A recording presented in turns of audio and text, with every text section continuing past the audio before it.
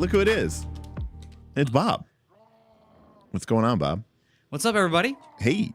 Welcome, everyone, to Knights of Last Call. My name is Derek Melenda, and tonight we are, we're a little empty here. What do you mean? I just became a 20-time sponsor of this channel. Hey, it's the one thing that you actually do. Everyone right now is just shouting everybody. That's because I wanted to get the emotes and those emojis. I know. Those sweet emojis. I know. We got to update those, actually. Yeah. Actually, we were just talking about Bob. We were talking a little bit about the channel, and I said, I was like, Bob, and I recently I noticed some checks got cashed. Yes. From Knights of Last Call. I forget about them sometimes. From people who I gave checks to via Knights of Last Call. And then Bob goes, oh, I'll just have to print those on my new resin 3D printer. So you have two 3D printers now. Well, yeah. Well, it was Black Friday. You can't pass up those sales. Got it. And I mean, but the wife does want me to make sure that my money that I'm getting, I'm not overspending the money I'm earning. So it's fun. She doesn't want a resin printer. Right. Like, this doesn't help us. Right. Well, but that was, I thought that was the understanding. That is the understanding. Is that the work that you put on the channel, that's for you. But am I actually spending, did I go over? Oh, that's okay. the question. I got it. Because when I see a good deal, a big shiny object, sure, new shiny object, I must go for it. I have terrible FOMO. Oh, you have some of the worst FOMO I've ever seen of anyone in my life. You'll have FOMO over things that you don't even care about. Yes. But if it's limited time, exclusive offer. How am I supposed to pass it up? Right. That's crazy. Yeah. I'm like, I don't even think I'll buy some stuff, and I'm like, Derek already owns this. I could just borrow it from Derek. You have gotten a little bit better than that. Yes. But it's funny that you mentioned that, because I was up at the Micro Center today because my laptop took a dump, and actually I just got a text saying that the motherboard is basically fried, and I'm not going to replace the motherboard on a 5-year-old laptop. But while I was up there waiting to get whatever checked in so that they could give me my initial estimate or whatever, I was walking around the store, and I walked back over to this little bay that they have where they have the Apple stuff. Well, they used to have the Apple stuff, the Apple computers and stuff. And I saw that it was like all the Apple stuff had been pushed into one corner of the store. Oh. The rest of it was all filled up with aisles and aisles of filament. There we go. And one whole wall was just 20 different 3D printers for sale. Photon, Elegoo, bamboo, Anycubic, bamboo or something. Yep. Yeah. So I was just that's what I have is bamboo. Okay. Yeah. So they were just pretty nice. Yeah. I was just like, man, they just really. And I need this 3D printing thing back up on filament. So I just churn through that filament. That thing's actually, it's not been running 24/7 lately, just because I've been trying to. I finally got my door to close in that room. Before I had to keep the fan running to pull all the air out, because the door would open, and I didn't want the smells coming into the house, or plastic burning smells, or even any of that toxins. So now I got the door closed. Now I can. Aren't resins though super toxic? Yeah. So where are you going to put that? Right next to the other printer. In your house. In my office. Which is in your house. Yes, but I close the door, and then I pull all the air out with a fan. In the wintertime. Yes. Got it. Yeah. Okay. I think I'm gonna put some foam around this fan. I'm gonna get. What was that guy? You really thought the red green show. I'm gonna get some duct tape and you really thought this through. This is what keeps me up at night. I think about all this stuff. All right. Well, what you should have been thinking about is my homework. Is your game mastering skills. This is why I don't have time to game master, because I'm worried about 3D printing. That's true. Although for all the 3D printing that you do, I would hope at some point there will be, miniature games that are played. Oh, no, that's what the wife complains about the most. She's like, you have all this stuff that you printed that you don't have room for. So that's step one. Then, and I know Ben's in the chat, he knows this.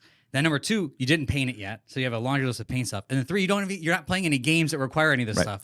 But I gotta get it. Okay, but I am going to counter that by saying that if you were to say, oh, okay, now I'm spending all this time playing these games, I think that also might be an issue. That might be an issue as well. So, but the problem's going to be when I find the game that I want to play and I need the terrain for that specific game, then I'm gonna go get that terrain and print all that terrain too. So that could be. But we do have hypothetically, NightCon coming up next year, and if ideally we're going to be close to within driving distance for us personally, I'll be hopefully driving up terrain and minis and stuff like that, which could be really fun for people to play with. So, well, we just got our first tip, Bob, from Henry. Oh, thanks, he says, Bob, you're the GM that this community deserves. And The Henry, one that doesn't show up to play any games.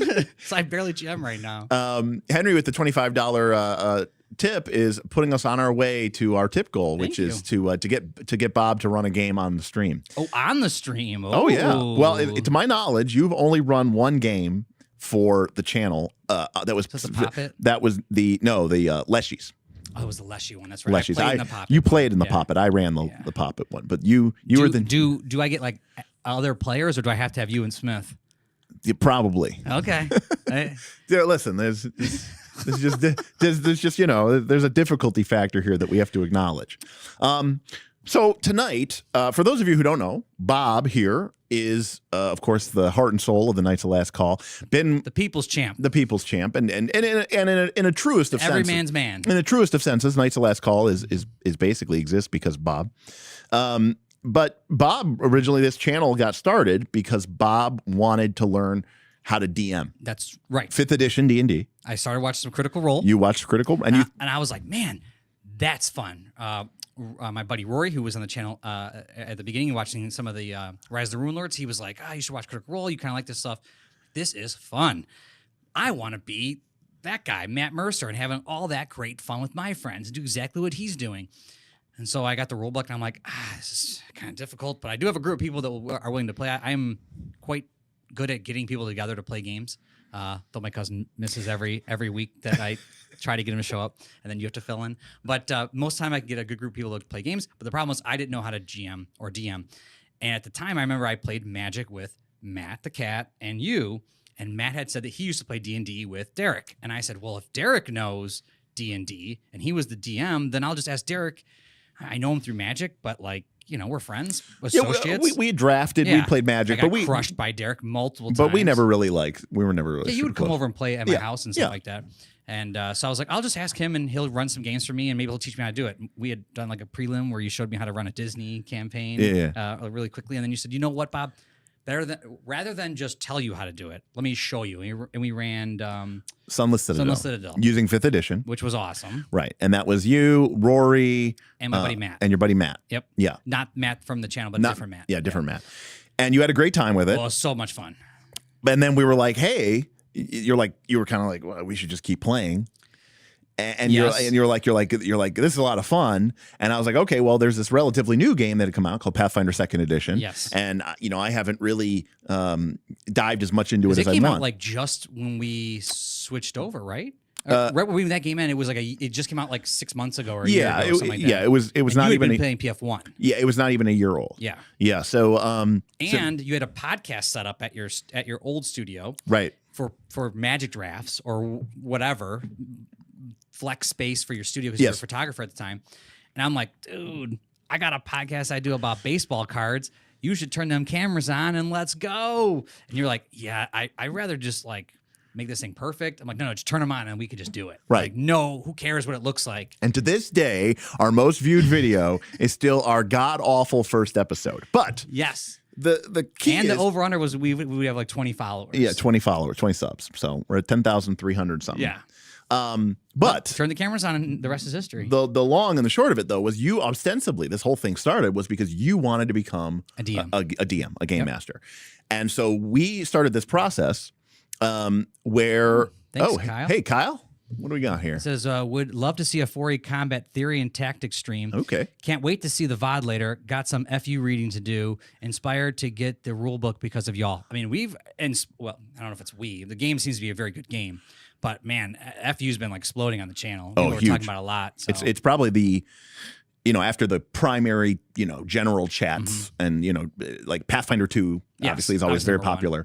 But it's probably the number one the number 2 channel that's being discussed. Ben had a Q&A the other day where he was just asking questions because he had just read the book, and so people were just answering Q&A. Not even us. Right. We weren't even there. I joined at the end. It was the community itself, our amazing patrons, which, by the way, you can join below and join our Discord through our Patreon. Like and subscribe. And but that's how you Bob's get to always it. hustling. But thank you, Kyle. And so, as we began, you started playing a lot. Yes. And then we started this night school series because the idea was you needed to learn more of this stuff. Correct. I started playing a lot. Yeah. I wanted to DM more, and you had told me, Bob, you should play Descent. Then COVID hit and like no one was getting together. We were playing some games online. I did a few GMing online. I'm like, oh, this is rough. But then I'm doing stuff for the channel, so I was doing some PF2, and it's been fun.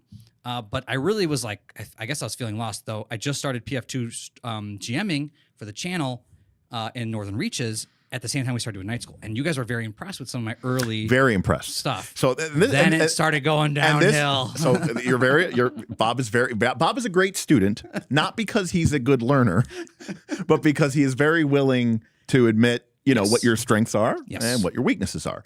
And so this is kind of one of the things that I wanted to kind of talk about here, which is, when I looked at the first season and the games that you were running, and then when I looked at the second season and I looked at some of the games you were running, and I jumped into some of those games, and even some of the games at the end of the first season. End of the first season, especially. Not only structurally, but there was also, I think, things that you were doing in your game mastering where I was like, this is pretty rough. Yeah. Like this needs to be, sort of worked on, sort of improved on. So, I kind of think what, and also too, one of the things I want to talk about is like, you've had the experience now of being able to play in numerous systems. Not just 5e Pathfinder 2. Correct. And actually, we were joking before. The question was, "What has Bob learned?" Was the exact poll from our Patreon today, which is the topic today was brought to us by our patrons. They voted for this. They wanted this. So if you didn't like it, you should jump on the Patreon and tell them what you really want to watch. But they voted for this, and the question was, what did Bob learn? And the joke was, I've learned nothing because I've barely GM'd much this year, but I've played a lot. Right. And I've played in a lot of different systems. I played Fabio Ultima, I played Root, I played Legend of the Five Rings, Pathfinder, all sorts of stuff. So I'm like, as a player, I think I did grow and develop, but as a GM, I don't know. Did I learn by proxy? I don't know. So I want to start, because again, the whole point of this is sort of do an evaluation. But the one thing I want to sort of ask you to begin with, you came in, you played our Legend of the Five Rings game. I would say that you fairly quickly sort of got a feel for how the mechanics of that game worked, and you started using that to sort of make some cool, interesting decisions and some potentially. And I've said this before on the stream, but like one of the things I really liked about Bob is especially with someone like Aaron, he's always going to play the stand-up noble samurai, but you're kind of a shitty samurai in a way. Oh yeah. The one I'm playing. Yeah, the one you're playing. I'm a Shigenju. You're a Shigenja. Because it's kind of got this interesting tension, which I liked. And obviously, you really embraced. Well, I was going to say you really embraced Root and yes. and took these concepts to heart. Where you were sort of saying, I'm going to go and I'm going to do this crazy activity. And so I was fairly impressed. I've been really trying to with your play. Correct. That's what I'm saying. I've been really trying to like go if I am this character, like the problem is when I GM, I am like a robot. But when I'm playing, I'm trying to really get into that character. Again, you're very aware of your thing, and this is where we're getting to this. Yeah. So when I watch you play Root, I see a player who is going with the flow. Yes. Paying attention to the other players, kind of playing off of what they're doing, thinking of cool new creative ideas, maybe being a little bit of a chaos seeker, but that's okay. It was on my thing. It was on your thing. You were playing to your character. Legend of the Five Rings the same way. And even when we played Fabula Ultima, even though it was only the press start, a couple things. Number one, you had the awesome sacrifice. Oh yeah. Which was great. And then number two, that was fun. You had that really cool thing where you used your breach ability to crack open the one guy's armor to expose the dark energy. And then Kaz was able to draw out the dark energy. You kind of very creative use of that. So again, all in all, I would say, very impressive. But the GMing. Yeah. It's so robotic. And you use that term, and I think that's what I would have used as well. And I'm just wondering, as part of a conversation, what's happening? So I'll let you talk, but it feels like a performance evaluation. Bob, you had a great year, but there were some opportunities. There were some ones here at the GM spot, and we're just going to talk about those ones. Yeah. We had a couple fives that were great. Yeah. I really think that the problem has been if one is probably just overall stress in life, and then I'm like, all right, you had a rough year. There's no doubt about that. But I'm like, I'm going to run a game Friday, so I'm going to start thinking about it, and then I'm going to try to slam it in the last like 48 hours and get this thing going. The other problem probably is the fact that I am running Pathfinder 2, and I cannot handle the brain capacity to handle that.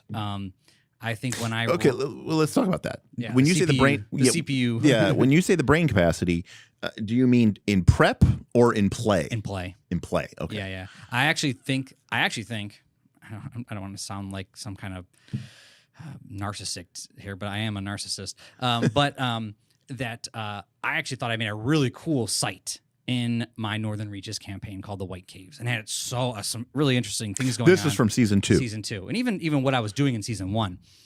And that all comes from me like thinking when I'm at home and doing whatever. I'm like, oh, I got this cool idea. I brought my sketchbook because I was like, this is what I do. I'll just start sketching out like this sounds like a cool area, and would start doing that. That's what I think that part was really good. Then it's like, all right, let's time to play. All right, you're gonna go up 5 feet and turn left, and then a monster's gonna come out. Rawr. Okay, the monster is going to do this movement. 5. Whose turn is it? Your turn? My turn? Okay. Then you're gonna cast a spell. What does that spell do again? Okay, that's what that does. And I start almost getting too much in the head, and the CPU just sort of cracks. And then I just start going, okay, we just need to keep going through this because it takes so long to get through some of this stuff. Like the combat takes long. And I'm like, all right, we gotta keep moving. Your turn, my turn, your turn, my turn. And I'm like, man, I don't know. And again, half that's PF2, half that's just because I'm trying to juggle 4 to 6 players and remember what I'm doing and try to do everything I want to do. Where I see like I'm usually the best at is probably at home with probably like D&D with a one shot with lots of drinks and lots of food because no one cares. I don't even care. So we just have fun. So that's actually an interesting point. Yeah. Because when you're running the game, you ran the game for me and Smith, yes, and for Vin and for Damien, but you've mostly been running the game on the channel, yes, through our Northern Reaches campaign. Do you feel, and I like to think that the average Knights of Last Call Patreon member is a cut above the rest. So do you think that there's an element there of like nervousness? No. Like, do you feel like you have to, because I know you said you're pretty narcissistic, so we'll go with that. Like, do you feel, is it like stage fright? No. Because these are such quote unquote pro players? No. Okay. I don't think that I'm like nervous about what the people think of me. I really don't care what anybody thinks of me. Right. Yes, it's awesome. But one of the things I like most about you. Yeah, but to me, I just feel like I'm trying to do too much. I would say what people think about me. I don't care what they think about me. I do care what they think about my game.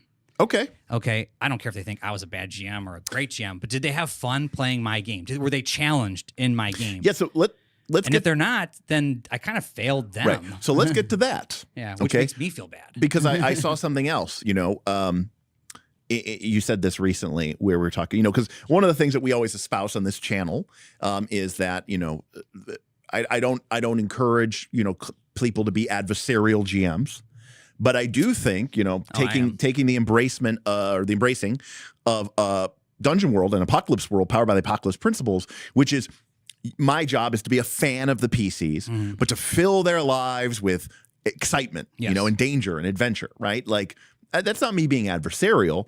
I'm part of my role here is to create problems. Yeah.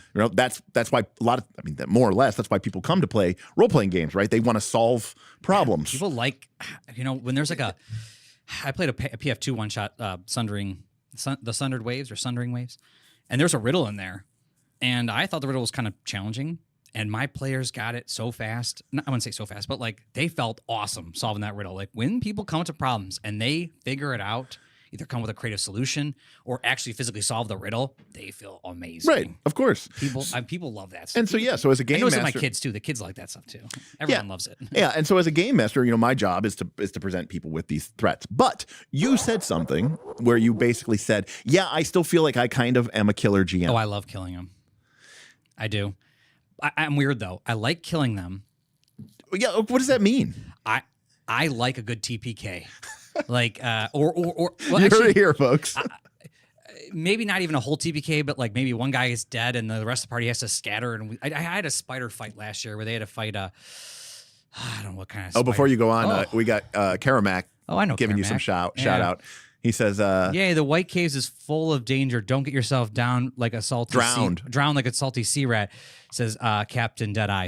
So Carmack has played in a bunch of the White Caves, which was a fun pirate. If we have time, I'll talk about it because I actually thought it was I thought it was a cool place, and had a lot of creative stuff going on, but just haven't had time to really run it and really dive into it. But what was I talking about? We were talking about I like to kill my PCs. Killing your PCs. I had a spider fight in season 1 where the spider they encountered was like way too strong, and they were like, "Oh crap, we are not gonna be able to handle this." But we got the information we came for, and I'm like, "Well, this spider is gonna go." It was a Goliath spider, I think, and from PF2, and one of the players, I think it was GM Scott.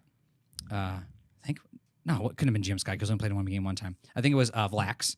Vlax was a paladin, and he sacrificed himself, held off the spider. He said, I'll just take the spider on myself. Let's the rest of the party go. He got eaten and digested, and the party escaped. And I was like, that was awesome. Sure. The threat was there. I killed one of them. Like, that was incredibly dangerous, and the party still managed to alive. So I actually like that probably. I don't know if I want to TPK everyone because making new characters kind of sucks sometimes. Sure. But like, if that threat level isn't there, then it's like, I don't know. And if I'm not providing that threat level, like, then I'm going to kill you at any second. Like, I know you're not trying to kill me, but you are playing like tough. Yeah. Sure. I'm like, but if you're not trying to kill me, then what are we even doing here? It's like, I don't feel the threat. I got to feel the threat somehow. And in combat, the threat is death usually. Unless it's something going on over here. And again, we only played it once, Fabula Ultima. But in Fabula Ultima, you can't die. That's right. Unless you choose to, I did. Which you chose to. But it was a one shot. I'm not saying that you wouldn't have done it. No, I knew I was okay with dying. It was a one shot. But in that game, you can't die. Yes. So is it really the threat of death, or is it more that you maybe just like consequences? I love consequences. I absolutely love consequences. Because in Root, no one died. Well, no one in the party. Yeah. lots of anthropomorphic. Yeah, people. Creatures died. yes.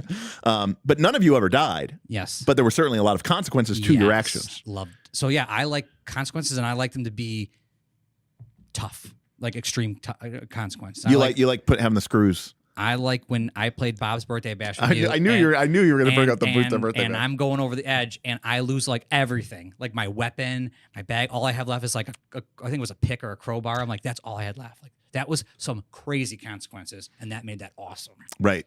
Because it feels like what you're doing is important and it matters. I guess that's part of it. So, and so maybe, and again, I'm going to sound like a dick here, but not.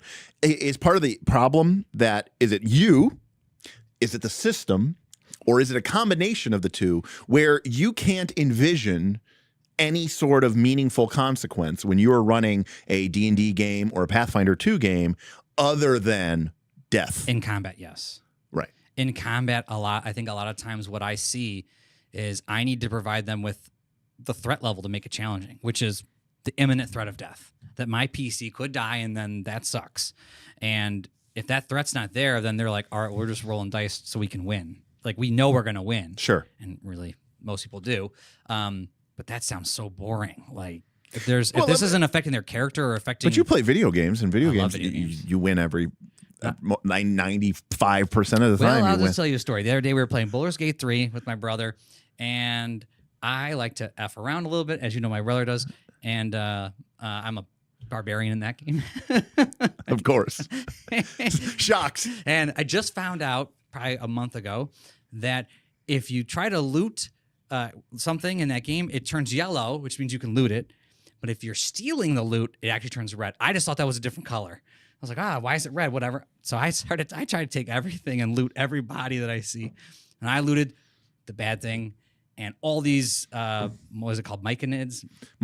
Fungus people? Myconids. They went to town on us, and we died. And we had to go back and do it again. This time I didn't take it. And while Danny, my brother, was dealing with that guy, I went off and accidentally found some Minotaurs. And I died again. So I died a lot. My brother was getting pretty pissed off at that point. So I would say I go out and do things that sometimes it kills me. So, well, I mean, but I always say, what do I say about RPGs, right?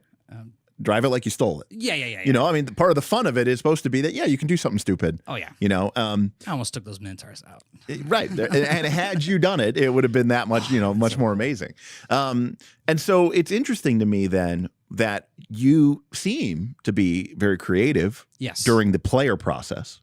Yes. But then during the GMing... I would even say I'm creative during the world building or site building. Sure. And then when it comes to performing, And I actually don't think it's I'll take my White Caves for example from Northern Reach season 2. I don't think it's outside of combat. I think I have some fun times. They were dealing with pirates, they were dealing with undead, negotiating things. I'm rolling persuasion checks and make requests and stuff like that. Like I was having a good time, like going back and forth with players. The pirates are going to say this or that. Or I don't know what's going to happen. But then when it gets to combat, I'm like, all right, I don't know. It turns into board game Bob and board game Bob. Because I'll be honest with you, right? When I have seen UGM in Pathfinder 2, you've never seen it when I'm not in combat. That is true. I've only come in during combat. This is actually accurate. But I also was it this year? Much earlier this year, we played a Descent. Yeah, it was earlier the this year. board game, Descent Second Edition campaign, right? And for those of you who don't know, Descent is a board game dungeon crawler, but it's not full co-op. There's still sort of a GM called the Overlord, but they are team evil. Like they have a set of rules. They're not like making judgments. They're not making rulings. They play by their rules. Their job. They want to kill the party and they want to win the game. It's basically a competitive board game of one person versus the entire other squad. The funny squad. thing is when I first started trying DM, Derek said, "Here, Bob, take this Descent game and play it. I'm telling you, start here. Before you jump into PF2, before you do D&D and these mega campaigns, start with this because I think your players might like it." And they love it. Right. My players would, at least 2 of them, would much rather play Descent than probably D&D. Right. And that's totally fair. That's totally fine. But when I watched you Pathfinder 2, GM, I was like, this feels like Bob is playing Descent. Yep. Sounds about right. Like I don't know how to like it's I mean, I'm not even trying to be like mean here. No, it's even more like, we all make the joke, right? Where you're like, all right, I'm gonna stride over there and swing my sword and whoop. All right, map attack coming in again. That had a lot more character and flavor than some of the rounds where you've been most gaming. Of mine. Yeah. A lot of times what I'm doing is like the description part is really like, okay, he's going to jaw attack you, and the next he's going to punch you with his fist, his free hand.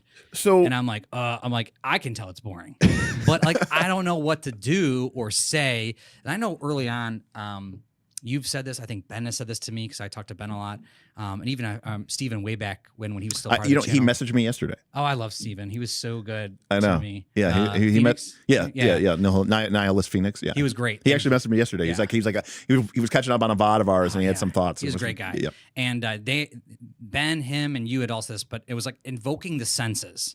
And I don't do a good job of that. Mm-hmm. And it's one of the things that I think it was Steven or Ben, I can't remember which one, but they had said, put a little Post-it note in front of your microphone when you're joining these VTTs with your friends, and you just like write down a sense, touch, sound, see, sight, whatever. And then you focus on that one the next time you run it. And then add a second one and focus on those 2. And then you keep adding more.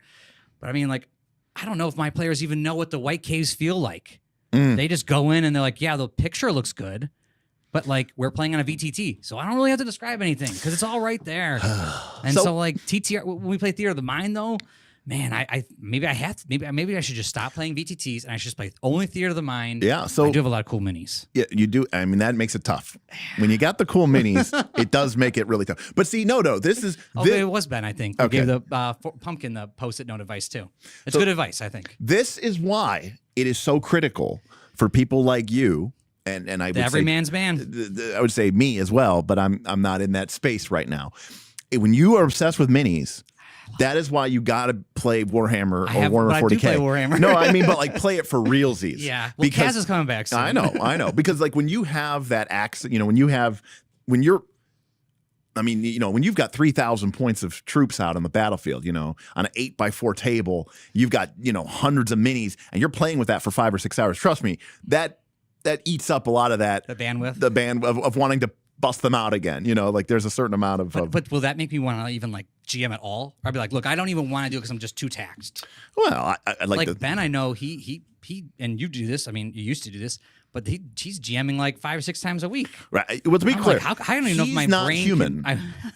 Because there's no way I could do that. There's just no way.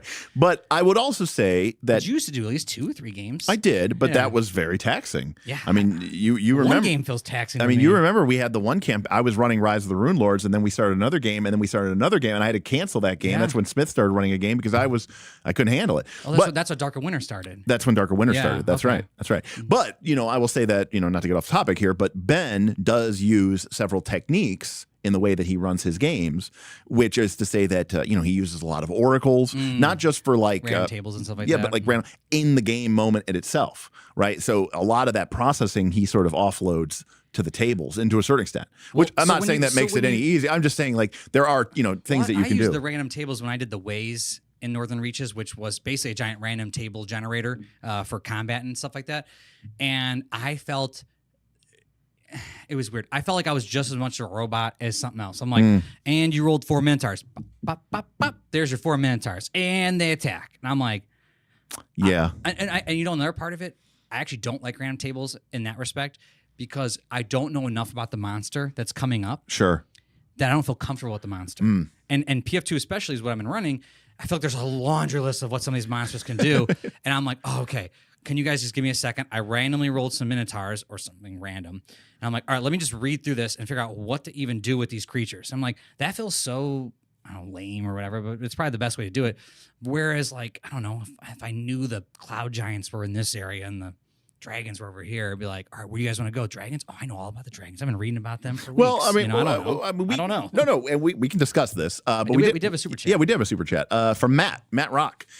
Sounds like a good time to explore an alternative combat win-loss conditions. Legend of the Five Rings is huge for minor social things besides lethal outside of the fight. Yeah, absolutely. Oh yeah. I mean, death is probably the easiest outcome in some instances. But yeah. I mean, but there, my honor, my glory. Right. But yeah, you're absolutely right that Matt, that having alternative conditions is great. But you know what? The fact of the matter is, it can be tough. And, I think a lot of people really struggle with that in fantasy 20 type games, your D20 type games. That's one of the reasons why a lot of, like in one way, it could be very freeing. But in another way, some people are intimidated. Okay. Like what I mean is when you look at a game like Fabula Ultima, where no matter what I do, I could throw the most ridiculous, over the top, broken as shit thing at the group. I could kill every single person. They didn't have a chance. That might have been my quote unquote intention, or it might have been totally accidental. Either way, you could all just choose surrender. And right? not die. I don't have to worry about like ruining your fun, right? By being, because there's a lot of concern there of like, well, did I play this challenge appropriately enough? Because like, to your point, what makes the combat exciting is that conflict between will we live or will we die, which means in most cases, yes. Which means that you're worried on two ends of the spectrum. You're worried that it's going to be too easy and it's not going to be a fight at all, or you're worried you made it way too tough. Yeah, you just kill and then you're like, well, this wasn't fun because we didn't have a chance. But if you eliminate the fact of death or losing or winning kind of from the equation, all you're left with is like, what are the consequences from this combat, win or lose? And that's why I like world building so much. Yeah. I think because like we talked about this a ton in Caves of Chaos, which I absolutely love. Keeping the Borderlands. B2, Keep on the Borderlands. Caves of Chaos was like, we killed the we urinated on the it wasn't troll. It was Ogre's bed and stole his loot. Well, that had consequences, and it didn't happen right then. We like left, we went back to camp.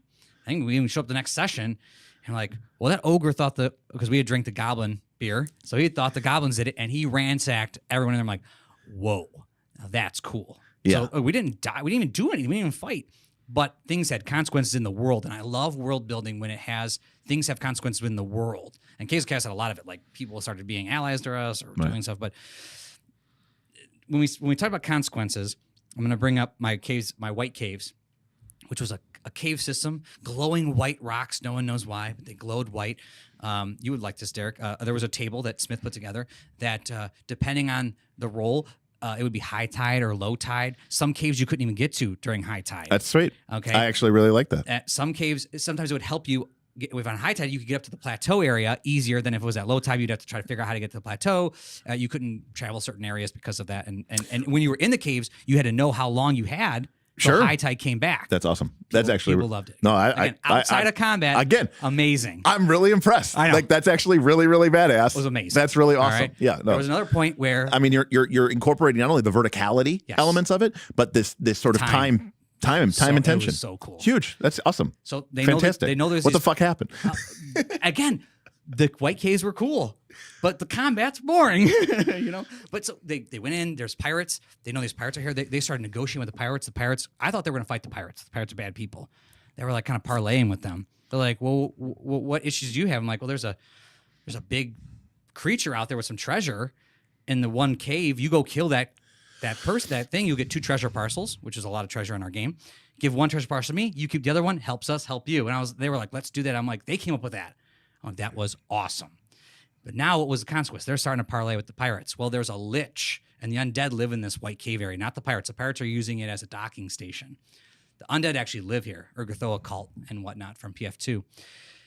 Well, there's a lich in there, and now they're upset. The pirates are here. They want the pirates gone. So now they're trying to play both sides. The PCs are like, well, we're trying to play both sides. I mean, it was awesome. I mean, it sounds a lot like some of the things that we talked about from Nightlife, right? And then when we talked about the factions and the dwarven place, And then I introduced some consequences, and this is where I got in. They earned resources by playing. They earned these special resources. We're supposed to do some stuff. We kind of fell flat on that one, but they were supposed to earn these resources. Well, they wanted to get to this special place that the lich was guarding, and the lich was like, I'll just kill you guys. And they're like, well, we want passage and whatnot. I'm like, all right, you have to give your resources to gain passage. And if you couldn't, then the offer was if you died inside this area, he got your soul. Now, what did that mean in Northern Regions? Nothing, because your character's still alive. It was a narrative consequence. Well, I was going to make them an undead character within my Ways game or within my White Caves game. Got it. So their character dies at level 3 or 4. Well, then I would have a level 3 or 4 undead PC kind of roaming around under the Lich's control.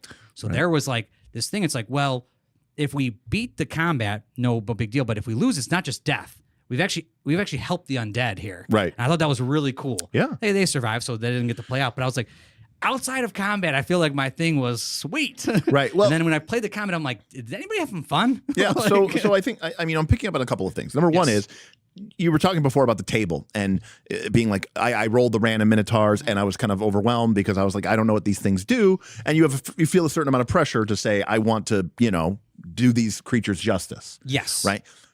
This is where, and I mean this was the crux of what Nightlife was about. There was about dungeons. And why I think dungeons are so important. Oh, Night School. I'm sorry, Night School. Yeah. One of the reasons why I think Night School focused on dungeons is because I think they're so important. Not just because of the player structure, right, which is very useful. It allows players to choose their path through the dungeon. It allows them to gain meaningful information, to make choices, right? But it's not literally overwhelming freedom. Standing in the middle of an empty field, you can go anywhere you want, right? The players can only go to rooms that are there. So it's a form of agency, but railroading at the same time. Does that make sense? No, yeah, no. Right? You can only go within the box. Right. But within the box, you can go anywhere. Correct. Exactly. Yep. Exactly. It's a boundary, but you're free to go wherever you want within that boundary. But that is also, I think, a tremendous advantage for the game master, right? For the dungeon master. Because if you go and you build and prep your space, again, I think random tables are great, makes for low prep games, and that's awesome. But I think there's a lot of fun and pride. And, I know that certainly. I don't know if I'm a low prep GM. Well, I don't know if I am. No, and I don't think you are, maybe. Yeah. And that's okay. I mean, there's a certain amount of pride that I think has come from me over the years of sort of the building a dungeon. Okay, or I should say an adventure site. It's kind of like growing a garden, right? You have to kind of plant seeds, water it, see what's working, see what's not working, right? Harvest some things, and then no one in your family likes cucumbers. So what are we going to do with these things, right? Yeah. Got to do something with them. So when you're making a dungeon, you have this opportunity to kind of really get intimate with it. In a weird way, right? So your garden example also makes me think in my specific garden that the cucumbers choked out the peppers. I'm like, that could happen in a real dungeon. They choked out them. And so, to that end, if you're building the dungeon and again, Never prepare more than you must. I don't know if I like that. Okay. I actually sometimes I like Smith's approach. Old Smith, where he like was designing the entire world. Yeah. I like kind of world maps. I like the idea. I don't know. I guess I don't know how to approach it, but I like the idea that there's a map of the world and that there's multiple locations with tons of stuff happening, and then the players could go somewhere within there, and then maybe I design that specific thing. Yeah. So I wouldn't design more than I must. I mean, even if you design an entire map, is literally every location on that entire world on that Correct. map? And No, of course not. So I'm like in the middle. Like I don't want to design too much, but I don't want to design like almost nothing, because Right. I feel like if I design too little, then I actually don't feel like I know enough what's going on. Right. And designing more than you must, I guess the must part is for each person's GM style. It's completely Yeah. So yes. for me, my must might be a little more than say yours. Yeah. Or I mean, what it Smith's. comes down to is if you're starting a game, let's just say you're playing D&D 5th edition, all right, or classic, Dungeons and Dragons or Pathfinder 2, and you have a dungeon, right, or an adventuring site, and you're envisioning that there's like this kind of cool Egyptian theme, and like on the first level you've got like skeleton warriors that are kind of wearing like the sort of blue and yellow gold striped things, and they've got like this kopeshes, and they got really kind of an Egyptian vibe to them, and then like level 3. The boss, the big scary monster is like a mummy dragon, right? Oh, yeah. And it was like an ancient dragon that chose to be mummified, or something like that. Yeah. Okay, cool. But you don't literally have to build out every single room on levels 1, 2, and 3 to start that dungeon. Yeah. Now, I do think you are advantaged by having some idea of what maybe what the scope is. It's like doing an outline, but you don't literally have to build every single encounter just to be able to start, because the fact of the matter is, for the first potentially several months of play, your players are only going to be fighting those skeletons and and the stuff that's back on level 1. So you don't need all that in order to start your game. You don't need all of that. Yeah. You don't need it. Yeah. I also On feel the like I was just thinking of just the scenario you're talking about when creating that first level and you're doing the skeleton stuff. I feel like a lot of times I literally just load the dungeon up with like, all right, skeletons. So what are skeletons? Skeletons and skeleton this and skeleton that. And I want to put those in every single room. And it's basically just 100 fights. And I'm like, that is what I do almost all the time, because I get blocked somewhere in my head. And I'm trying to think of like, do I need a riddle? Do I need a puzzle? Do I need this? Do I need a room that's not anything, like a blank room that's more about exploration? And sometimes I freeze on that kind of stuff. Even my White Caves, a lot of that exploration led to fights. And like I said, I think the fighting part of my style is actually my weakest part. Right. So it's almost like I feel like I should have less fighting and absolutely. More puzzles or something. I don't know. Well, we were talking a little bit about this on the Discord today, and I think that this is a reasonable issue that I think some people have, where you look at a game like Pathfinder 2nd edition or 4th edition Dungeons and Dragons, and to a certain 5th edition D&D, your characters have all these cool things on them, feats and rage and magic items, and flaming swords and sturdy shields and all these things that are designed to be used for this one aspect of the play. And so much of the rule book is about that. And a lot of people spend a lot of their focus and time and attention on that. And a lot of people who come to role-playing games come to them from other, computer role-playing games or, Final Fantasy games. And a lot of those games are a lot of combat. Yeah. So combat is sort of this, go-to thing. But I do think that could put a lot of pressure on you to make it feel like this is the thing I have to continually deliver. Yeah. Right? I guess it goes back to like, I think we talked about this, like one of our nightlights.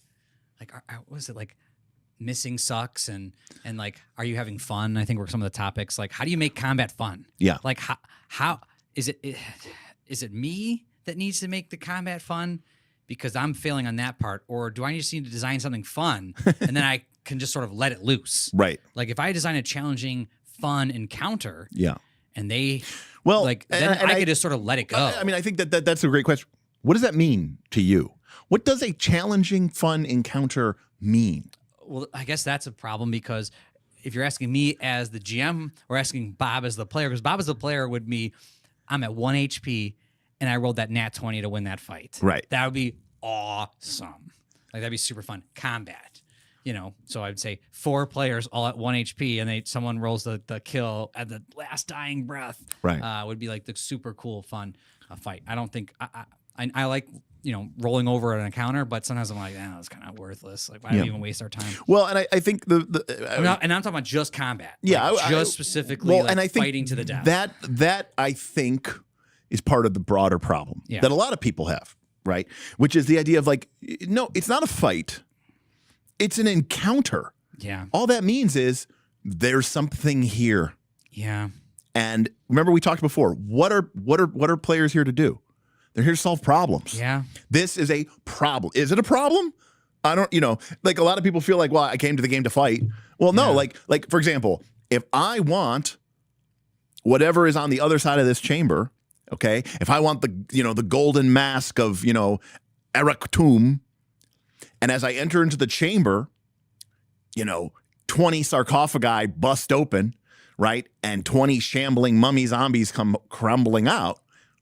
Okay, that is a problem. Yeah. But it doesn't necessarily mean that it's a fight.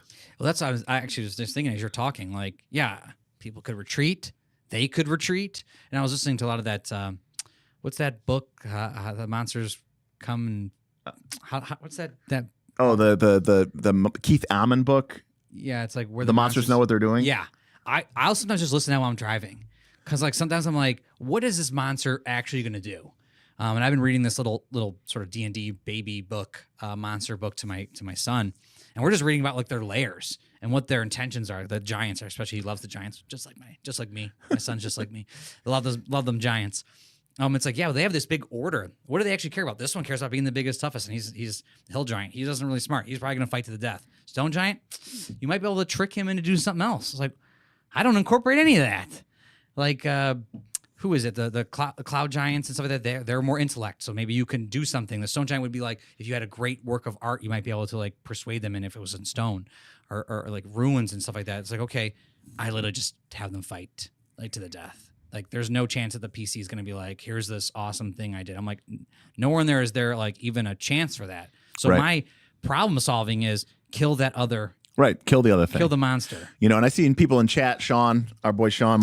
Sean. Big shout out to Sean. Says, Bob might benefit from the reaction roll concept, right? Which is this is something that I used when we were playing B2, Keeping the Borderland, right? Where so we found out, are these monsters friendly? Yeah. Are they hostile? Are they sort of indifferent? I do right? like And remember that wasn't a fight.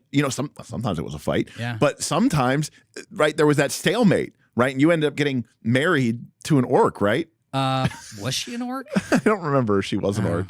She was the wife of whoever was there before. Yeah, right. She was mine afterwards. Right. And then you had to. You gave her back to. You gave the her back to the next leader after you killed. Customs of the cave. Oh, they were hobgoblins. Were they hobgoblins? Yeah, they were hobgoblins. They were higher level. I knew that, but they weren't like super high level. Yeah. No, but like the point is that like and I think that's an interesting concept. The morale, disposition, like. But I think the thing that is I'm noticing with you is that.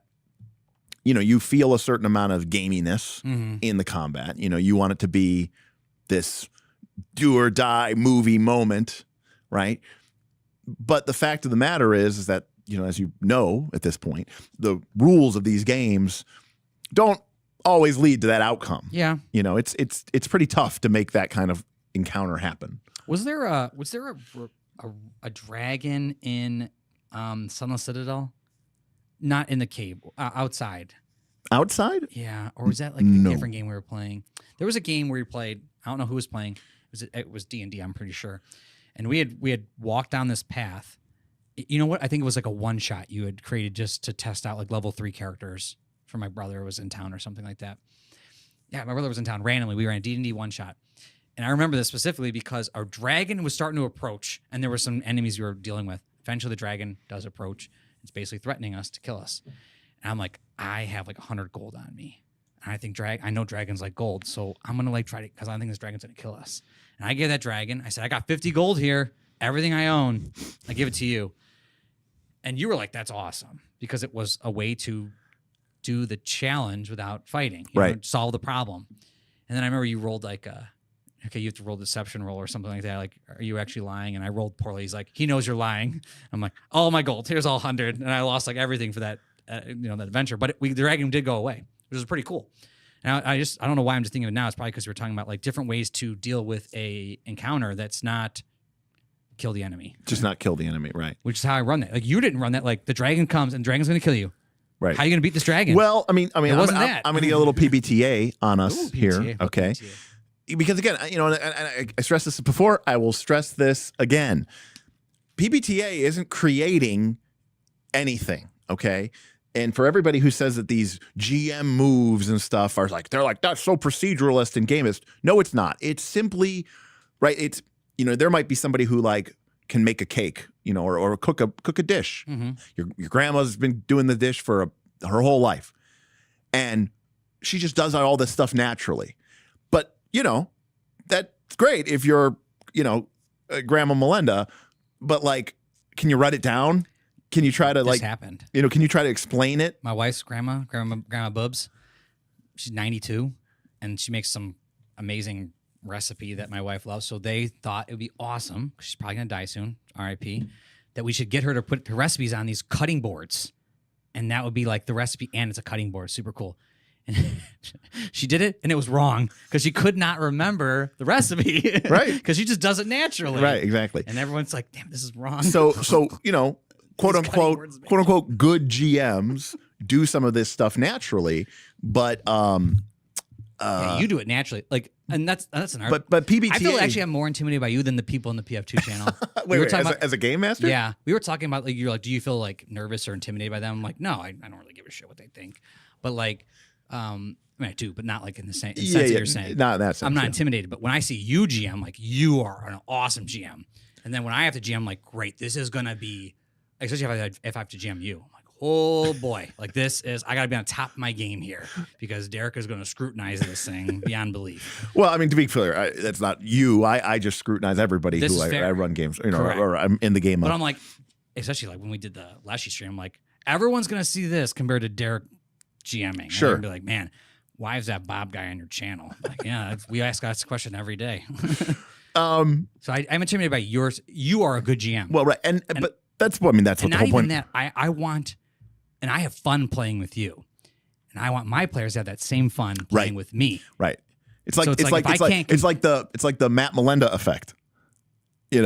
Like the Matt Mercer effect. Oh but, yeah. It's I was like like Melinda. so, I'm like, who the heck is that? it's the Derek Melinda effect, right? You're basically saying like, Yes. oh, like I want my game to be like that. And that's how I started off, because I saw Matt Mercer. I Right. was like, I'm gonna make my game so fun. Like Right. they look like they're having so much fun. Right. The difference is, I think that what I do as a game master is far more approachable and achievable than what Matt Mercer and them do. Matt Mercer and them are on a level that I don't think any of us could ever aspire to. I'm one of the big proponents where I say that some of my favorite stories that have ever occurred in my life, I've been exposed to books and movies and TV shows, and of course RPGs. Yes. But some of my favorite stories have happened in RPGs. In fact, without question. However, In combat? no, not necessarily. Yeah, no, in combat. Okay. But they were shitty stories. They were garbage. No one would want to watch them. If I were to explain them You to say some, that, but I've heard you tell these stories, and I think they sound awesome. well, there's a little bit, that comes in with the, be really, trying to spruce it up a little Yeah, bit. you might be a good storyteller. Yeah, there's an If you element to wrote that. the story down, it might be shitty. Yeah, I'm just saying, like, at the time, if someone was watching it, you might be like, man, this wasn't that cool. But like the thing that I always stress to people is that TTRPGs isn't about creating a good story. It's about creating your story, right? It's about creating something that is unique, that you all in the moment at the table get to experience. Yeah. That's magical. I want right? that at my table. That's that moment where years later you're hanging out at a family thing, and Nick's there, and your brother's Rory there, and Danny's Danny, there, Danny, and then it's like, and someone just brings up something randomly, like, oh man, you remember that time with the cloud giant? That was crazy, man. And like it's like you're and all the wives are like, this is so dumb. What are they talking about? Yeah, I mean, yeah, and so Vin's throwing some shade at you. you have to be there. Derek is mid. Yeah, I think so. I mean, But as Vin knows this, and Derek is Derek in person as he is on the channel. So you're, That's true. You're getting the same guy. That's true. Vin did say that. We got a $20 super chat from Whipple. Hasn't shown up from yet. Whipple, but it doesn't look like it showed up. Whipple, did maybe it ate your message? I don't know. That or it just hasn't loaded it. Yeah, maybe it hadn't loaded it, but let us know. But Whipple, thank you very much. Vin, thank you for that. That is very generous of you. We are. That's Casey's right. That's why every drinking story ends with "you had to be there." It's the same with RPGs. I think that's 100% right. I think that is 100% right. Now, to be clear, right. let me be very clear about something. There are times if you play, the law of large numbers. If you play enough games of D&D, okay, or Pathfinder 2, I mean, at least one good story. You're going to get at least one good story, okay? Like, you're going to get one that you can legitimately tell to people, and they're going to be like, dude, that was awesome. Because, the thing is, you're right. I have told you a lot of RPG stories that you think are really awesome. But I've played thousands of RPGs. Playing 30 years. Okay? I've been playing for 30 years. In reality, that is a very small percentage. I heard 5 stories. It's amazing. Yeah, you're like, oh, Derek's got so many stories. How many? Like a dozen. I'm like, oh my God, that's literally like 0.01%, right? But did he eat Whipple's super chat? oh, did he Whipple's super chat? All right, Whipple. Let us know what you were trying to say. Yeah, we'll unless you were just tipping, which is just excellent anyway. Yeah, maybe he just wanted to. Apparently, was it super chat? I still want a 4E stream. Maybe he just wanted that. Maybe we do. Well, we have our super chat goal reached. So we last time. Maybe 2 times ago, we had Aaron here, and we talked about 4E character creation. Yes. And I know that you personally were like, I want to talk about 4E monster design roles. That to me, like, I've been reading these monster books lately, these bestiaries and monster manuals with my son, and it's fun. Yeah. I really like looking at these monsters. I actually think I have more fun looking at the monsters than the player classes and all that stuff. I just think the monsters are so cool. And I'm like, but these 4E, the way you designed 4E monsters was another level. And I think it could also help me GM. I think so too. I think there's something in there about what the monster purpose is, their role in the combat that can help me make a challenging fight that won't tax my brain while I'm trying to play it. Because let me be clear about one thing, though, as Bob says that. Okay, when you talk about like 4E and the role, that is a combat role. Okay, yeah, and there could be a strong pressure, and I experienced this. I DM'd 4E for 5 years. I experienced this pressure. In fact, sometimes I even experienced a certain amount of frustration because now you're designing a cool combat. Yeah. And so it can kind of make you want to be like, we're doing this combat. Oh yeah. Right? Because it's cool and you'll really like it. And I spent a lot of time on it. Fight to the death. Right. And so when a player comes in and says, oh, we want to negotiate with them instead, you're kind of like, fuck, And it's a form of GM selfishness, something. Like the same way that some GMs are like, I've got this really cool story and I'm going to tell it to the players, Ben, take care as he goes off to run versus D. Take care, Ben. And so, you got to be willing to understand that combat is fun. Yeah. We I like playing games that have combat in them. I will play a game now in my 40s that probably wouldn't have that much combat, if any. Yeah. But, for the most of the majority of my life, that was not the case. And that's totally fine. Yeah. Well, I think, like you said it earlier, like play your Warhammer. Yeah. Get your combat in there. I'm going to say this, and again, I know this is about Bob, but this is more of a kind of a side tangent, Bob. It is night school. It is night school. Here's the thing about learning. Here's the thing about combat that is so important to understand. It's not that combat is that important in your campaign necessarily. It's that you spend a lot of time in it when you do it. Especially PF2. Well, especially any more complex game. Okay? Especially anything that uses minis and moving and counting squares. 4E can get there too. Okay? So the fact of the matter is, you want that to be fun and engaging and smooth just because it takes so long, right? Like if you're buying into the combat, you're like, okay, I don't want people sleeping at the table. Yeah, like this needs to be popping. Yeah, because otherwise, I want the hype level, because all the way up. I've said this before, like about certain things. I'm like, yeah, I think skill checks are really boring in D20 games. Like I think skill checks in Legend of the Five Rings are amazing. Yeah. There's a lot of cool little micro decisions that go into there. Which what ring am I using? What am I doing exactly here? Right. What dice do I keep? How do I spend my opportunities? Right. There's a lot of that's just from making a skill check. Because I was thinking, actually, in a D20 skill check, it's beat 14, roll dice. Did I do it? You did it, or you didn't do it. That's it. But in L5R, it's like, what ring do ring sort of do I want to use, which determines my dice, and then within that, that's the white dice, right? That's the black dice. And then the white dice is like what skill are you going to use within that ring? You know, so then you roll it, and then you decide how you're going to keep that dice, or the exploding dice, or the opportunity dice. Are you going to keep strife? How are you looking on strife? Right, and then once you keep the opportunities, you have to decide how to spend those. Yeah.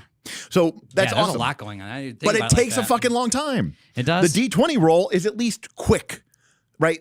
Yeah. Boom, it's That's over. true. We're on to the next thing. That is true. So I respect D20 for that, right? Because the game is saying, look, we don't, we can just let's move past it. Yeah. Right? I mean, when you think about it in the grand scheme of things, of combat with 6-second combat rounds might be 18, 24 seconds in game. Yeah. But that could take an hour or 30 minutes, 45 minutes, an hour to play through in real time. Whereas climbing a treacherous castle wall in game might represent 10 minutes, but you can resolve it in literally, right? Well, in PF2 it might take six checks or something like that. Okay, Depending. that is a personal failing in my opinion of PF2.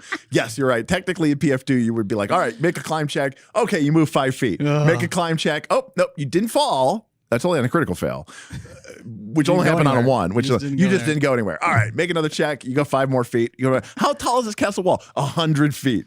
Yeah. All right. You guys go get some chips. In fact, actually, if you remember, there's a very famous Rise of the Rune Lords episode where you guys are climbing down a well, and I start having text go across the bottom of the screen where it's like, "Hey, it's Derek here in the editing room. Never do this. Just call for 1 check and move on." That was a fun experience too. Yes. And so, the thing about the combat rolls is that can be very, very useful for you with 4th edition. I think it can be really exciting. So, I would like to talk about it, and I will be completely transparent and honest about this. I know I am unapologetic 4E fanboy. I'm sorry. But I firmly, strongly believe, I really do believe this. I believe that if you have not played 4th edition and you come and join us and we teach you about building encounters in 4th edition D&D, you'll never want to build another encounter in another D20 system ever again. That's what I'm hoping for. It is so hyper intuitive and fun and easy. It is on another level. And what I'm hoping for there is that it takes that portion out that's hurting my brain. I would say hurting my brain. I'm sort of being facetious here, but I was like, that I'm taxed. I gotta do this and that and another thing. It's like, no, I've designed it already. Like, if they do this thing, if they fight this encounter, it's a cool, challenging encounter. So that part's already out of the picture. I know what their roles are. I know what this guy wants to do. He doesn't just want to go up and slash that guy. Like, he wants to do a certain thing. And with those roles, I think I can take that portion out of my head, and then I can have a little more fun with the encounter. Maybe I can get a little more descriptive with the encounter. Why is he over here? He's doing this. He yells out something at you while he's doing it. Mm-hmm. So one of the things that I wanted to get at after kind of the preface of this is, and you mentioned the prepping. Yes. So do you think, I don't know if we're going to get to the tip goal of $100, but if you were to run a game that was not D20, was not. If you were to run a Powered by the Apocalypse game, if you were to run Bob's Birthday Bash, that was a fun one, as the game master, do you think that would be hard for you? Easy? How do you think? Here's the problem. Yeah, I've also played in Bob's Birthday Bash with you, so I'm always going to be holding it up to that level of scrutiny. Yeah, but forget me. But I played in that. It wasn't like I watched it. I was like, it wasn't even that good, Bob. It was amazing. I had so much fun. But see, that's what I'm talking about, because you were there, Bob. I know. To everybody else, but I want those people to have fun too. too. Do you know that scene from Wolf of Wall Street where, have you seen that movie? Oh yeah. You know the scene where he starts to get really messed up on the drugs and he drives home, white car, and he doesn't really go anywhere. and he thinks he's driving fine. But then, the next morning, they're like, "What the fuck did you do?" And they look, and his car's all fucked up, and he's like, he hit 18 light poles. Yeah. He had no idea what was going. To people watching that game, all they saw was a bunch of drunken shenanigans, and all of us being like, fucking fall over, they were just screaming. So to you, it was like this amazing moment of gaming, I don't know. But I you had so much to fun. be there, you know. Yeah, but I want that experience for my players, and I know how much fun it was for me, and I want them to have just as much fun. And I put that pressure on myself. Okay, to but, do that. But do you? But would I run power with the? Well, no, but that's what I'm saying. I think you would feel empowered in that situation. I don't know, because you're not. There's no CR. There's no level. There's no challenge rating. There's no 3 action economy. I forgot about the Minotaur's horn aura. Like. You're just reacting to the dice rolls. Yeah. And I'm just imagining, forget even Powered by the Apocalypse. Imagine you just played a game where you're like, hey, everybody gets a D6, right? Talking about tiny D6? Not even. Simpler than that. Everybody has a D6. And you're like, when you give me when you say what you want to do, I'm going to tell you a number. You have to get equal to or higher than that. That's it. That's the only mechanic. There's nothing else on your sheet. There's nothing. It's just, that's a great idea. 3 or higher. Oh, that's a terrible idea. You need a 5 or higher. That's it. That's the only game. The worry there, the fear is that as a game master, will I be able to go with the flow? Will I be able to come up with cool ideas? Will I be able to respond and create these kind of dramatic moments like you were talking about? I don't know. But I think you would. I don't know. I think you would. I do really good on the prep side. Like, I think I'm creative on the prep side. I don't know if I'm creative on the spontaneous side. Whereas you, man, I don't know how many times you can just roll with the punches. But I will say, I think that's because you've been playing so long. Yep, absolutely. And I don't think I'll get any better by just sitting there going, well, if I don't prep it, I'm never going to learn. Right. I got to throw myself into the wolves' den and shake it up a little bit and go, okay, I got to surf on this rocky coast here, and I'm going to try to do what I can. And like, okay, I learned what worked and what didn't work. Yeah. You know what I mean? That's what I think I have to do. Yes. Massive super chat from Role-Playing Debbie? Great role-playing Debbie, of course. Could we see him prep for it? Watching GM prep has been the most useful tool for me. I don't see why not. I mean, specifically, you mean... Oh, so he put it in the super chat, but he wants it in for Bob's stream. Oh, okay. I think that's what he's saying. It's like, geez, I hate the transfer rate. Yeah. Got it. For Bob's stream. Okay, got it. All right, so I will put it over into that. All right. So basically they want you to prep it and then run it. Okay. So maybe that's something. Well, we could do. I was trying to think. We would have to film that one because I don't want them to know what I did. I'd have to prep it, film it, and then not release it until I ran the game because I would never want my players to know what I'm doing. Well, yeah, but why? What do you mean why? Yeah. Well, why would I want you to know if you're my player to know what I'm doing? Because does that really matter? I don't know. Maybe it doesn't. I don't think. I guess maybe in PBTA it doesn't matter as much. Well, I think in any game. I don't know. What would you want to see me run? I don't know. I'm curious. I know the answer is not PF2. Role-Playing Debbie says, I hate the transfer rate. That was $100 Australian dollars. Yeah. Listen, buddy, I appreciate it so very much. He's like, but I'm tapped out, guys. Everybody else got to carry the line. Yes. No, that was very generous of you, and I appreciate that extremely much. The transfer rate can be brutal sometimes. It's opposite, right? When someone tips us like with Great British pounds, because then it's more, because it goes up. It's I can see the transfer rate over there. Yeah. Now I see. Yeah. So we're close though. Yeah, no, well again, he said transfer it over there. So so that's 63 plus 25, that's 88. So Self-confessed cynic says $12 away. Yes, it matters. Derek is being a straight up sociopath. So yeah, I think when it comes Dungeon Time? I think it means Dungeon Time Extreme. Oh. We'd have to actually we've talked about this like off while we were woodworking the other day, but like actually codifying like what that actually was. So to wit, right? We played a 5th edition campaign. Yeah, basically it was 5e. It was 5e. Yeah. Okay. And like a few torchbearer rules, right? 5 torches deep. 5 torches deep rules. And I wanted to play 5 torches deep, but Aaron wanted to play 5th edition. Yes. So and those while 5 torches deep is you use as 5th edition. It has its own classes, its own rules. But Aaron wanted to play 5th edition, so we had 5th edition classes. Yep, I was a barbarian. And so then very quickly I was like, I don't have time for this. And I know the dungeon like the back of my hand. I've run Caves of Chaos a million times, but I don't know the rules of 5th edition. And part of the reason I want to play 5 Torches Deep is because it was really simple and easy, and I didn't have to worry about it. So I just made up a bunch of random shit as we were playing, like on the spot.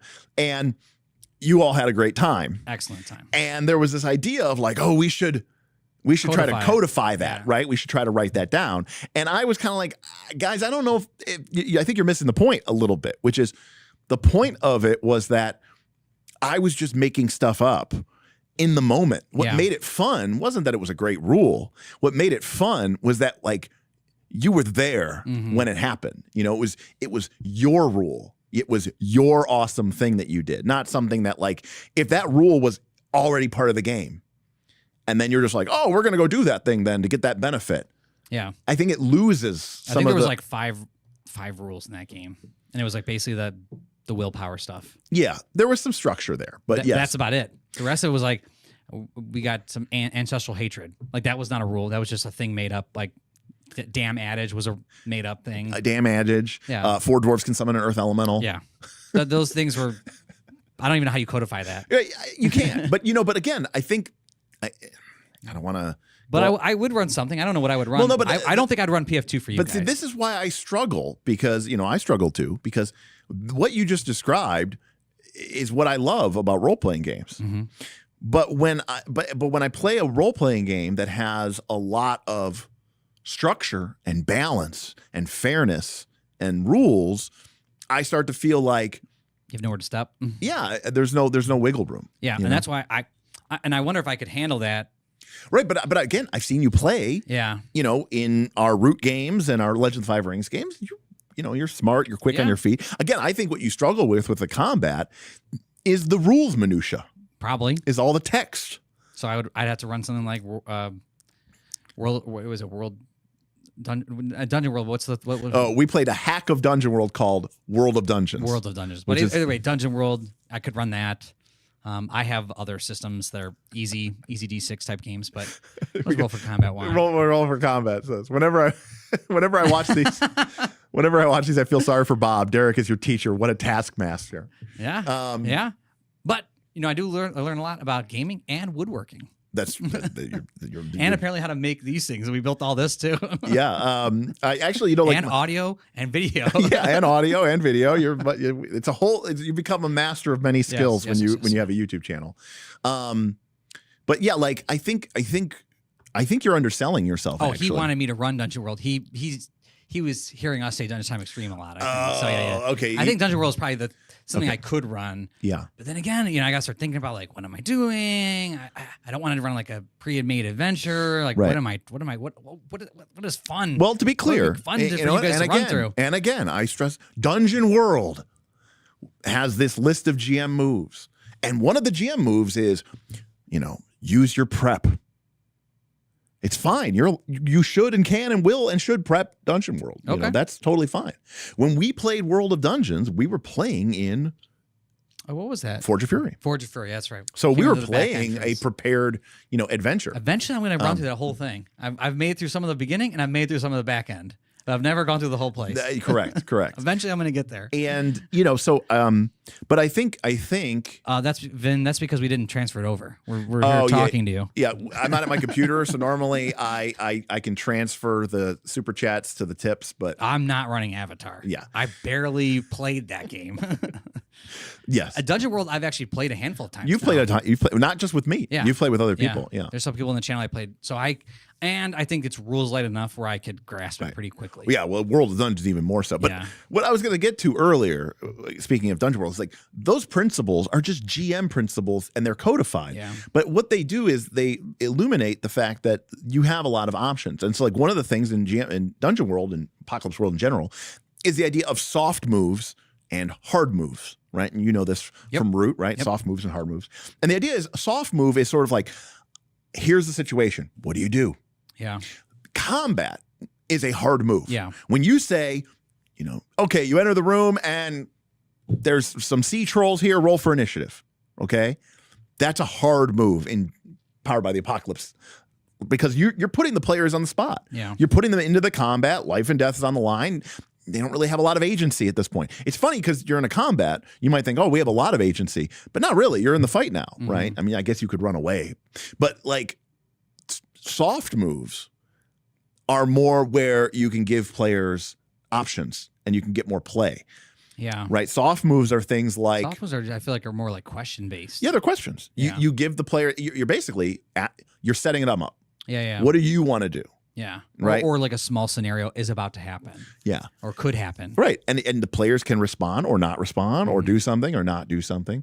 So I think for me, soft moves are the name of the game. Yeah. Right. Because do you always do those? Is that like after, before, or during? Because I feel like sometimes in Root we did that where like you were like, okay, the consequence is this if you do not succeed. So that's like during the roll or before the roll. Well, okay. Or it could be after the roll if you fail. Okay, now this happens. Yeah. So I mean, there's a spectrum. Yeah. Generally speaking, I want players to be aware of what the consequences are, right, before they make the move, before they take the action, before they commit to rolling the dice. I don't want it to be like, gotcha. I don't like gotchas. I don't like gotchas. So I want players to know what they stand to gain, what do they stand to lose. Now, that being said, it's not always so crystal clear and cut as that, right? And so sometimes, you roll the dice, they roll a 6- or something like that, and you're like, okay, I'm on the spot now. I got to make a GM move. I got to figure out what follows from the fiction. And as someone here said here, I think I missed it, but like soft moves beget hard moves. Absolutely. But it's not a one-to-one thing. Okay. So the idea is that, like, I'll give an example. You're playing Dungeon World. Okay. And, you describe that there's a big fight going on and people are fighting all over the place. Everywhere. And then suddenly the door bulges once, twice, shatters open, and a cave troll comes in. Awesome. Right? With a big chain. He's being led by all the little goblins. Does this sound familiar? Sounds cool. Does this sound familiar? This is the back of Forge of Fury? No. This is Lord of the Rings? Lord of the Rings. Okay. Right. I was like, there was a troll. It was a troll, a cave troll. In Forge of Fury. There was like an ogre or something in that one. It was an ogre. Okay. And so the cave troll comes in, and you're barbarian or whatever like that, says, Derek, I'm like, what do you guys do? And you go, I got this, and I rush into it, and I fly my way over there, and I begin chopping him up with my sword, and I say, sounds great, that you're hacking at him, and you roll hack and slash. Yep. Okay. So if you fail that hack and slash roll, I get to make a GM move. I could describe him. He does damage to you. Yep. Right? He knocks you out. He kills you. Or I can sort of like punt and say, like, he kicks you over the edge of a cliff. Oh, interesting. And now you're dangling there. Huh. See, it doesn't seem like that's a soft move, but it is a soft move. Because what I'm doing, because by the time the damage is done or your character is dead, right, the consequence is done. It's locked in. You as the player don't get to make any more choices. Yeah. A soft move is sort of like continually pushing the character. Yeah, pushing the limits, pushing the challenges. You're maybe raising pushing their decisions. Maybe, and the idea here is you've just raised the intensity. Yeah. Now the implication is that if a player does not, let me say, react to the soft move, that you as a GM are totally empowered to do as hard of a move as you would like. So what does that mean? I describe that, you're trying to advance on a position, and then I describe that a group of archers have arrived and they fill the sky with their arrows. You hear the sound of 100 black shaft arrows zipping through the air. Arrows are blotted the sky. Their arrows blotting out the sun. What do you do? Now, what I just did there was a soft move. I'm setting up a threat. Yeah. I'm not saying you take 20 damage from our arrows. I'm saying there's a shitload of arrows in the air and they're falling to the air. And if you say, I gotta get to her, I'm going to keep going. You've just basically given me permission to say, okay, well, you take a bunch of damage. Yeah. I don't have to do that. Yeah, you could say I'm dodging you're saying you as the GM. Yes, I don't have to do damage. I could. Because if I just go straight to the damage, I'm skipping your ability to make choices. That's right. You actually removed my player agency. Right. Which you are a very big fan of. Exactly. I want to know in this situation, because again, my GMing style, which apparently you like. At least I'm playing in it. Okay. I don't know I'm the same person. Is all about, I want to know who you are. I want to know who you are. And by that, I mean, to a certain extent, the player, but I mean your PC. Who are you? Whereas I want to see, it's for those of what color their blood is. For anyone who's watched Babylon 5, right? That's the Vorlon question, right? there was like these two ancient races, the Vorlons and the Shadows. And the Shadow question is, what do you want? And the Vorlon question is, who are you? Right. And so I want to know, who are you? Are you the type of character that's going to face a barrage of arrows? Or are you the type of character that's going to not face a barrage of arrows, is going to stay put? What are you willing to risk? A classic example of this. This was me. This is textbook Derek 101. Root campaign. Yep. Spoilers for anybody who's not watched Root. Well, to be fair, if you haven't, you probably haven't, because like no one has watched any of those videos. They have like our lowest. They were great. They have our lowest views of all time. They were awesome. In the episode where you went to assassinate the leader of the Woodland Alliance. Oh yeah. And it turned out to be your long lost brother, which we made up on the spot. Yep. I wanted to know, what is Lucius going to do? He's got his mission. He's got money on the line to kill this leader, but this leader is his long lost brother, who he had a falling out with.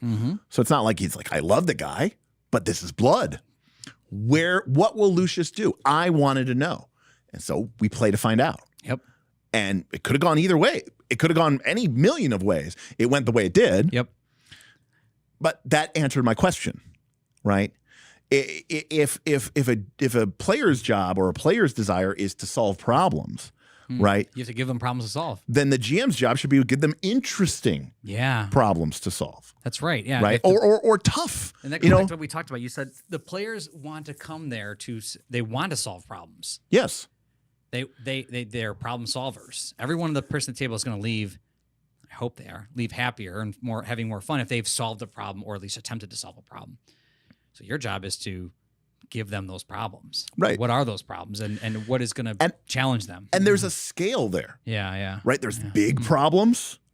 The orc warlord is amassing his army, and then there's like problems right now. The ogre's club is sailing down towards your face. Yeah. Right. It's a imminent threats. Well, it's just it's a scale of threats, from big elaborate ones to immediate pressing needs. Right. And the threats could be other things too, like you're running out of food or water or supplies, or it's cold, or what are we gonna do? What do you do?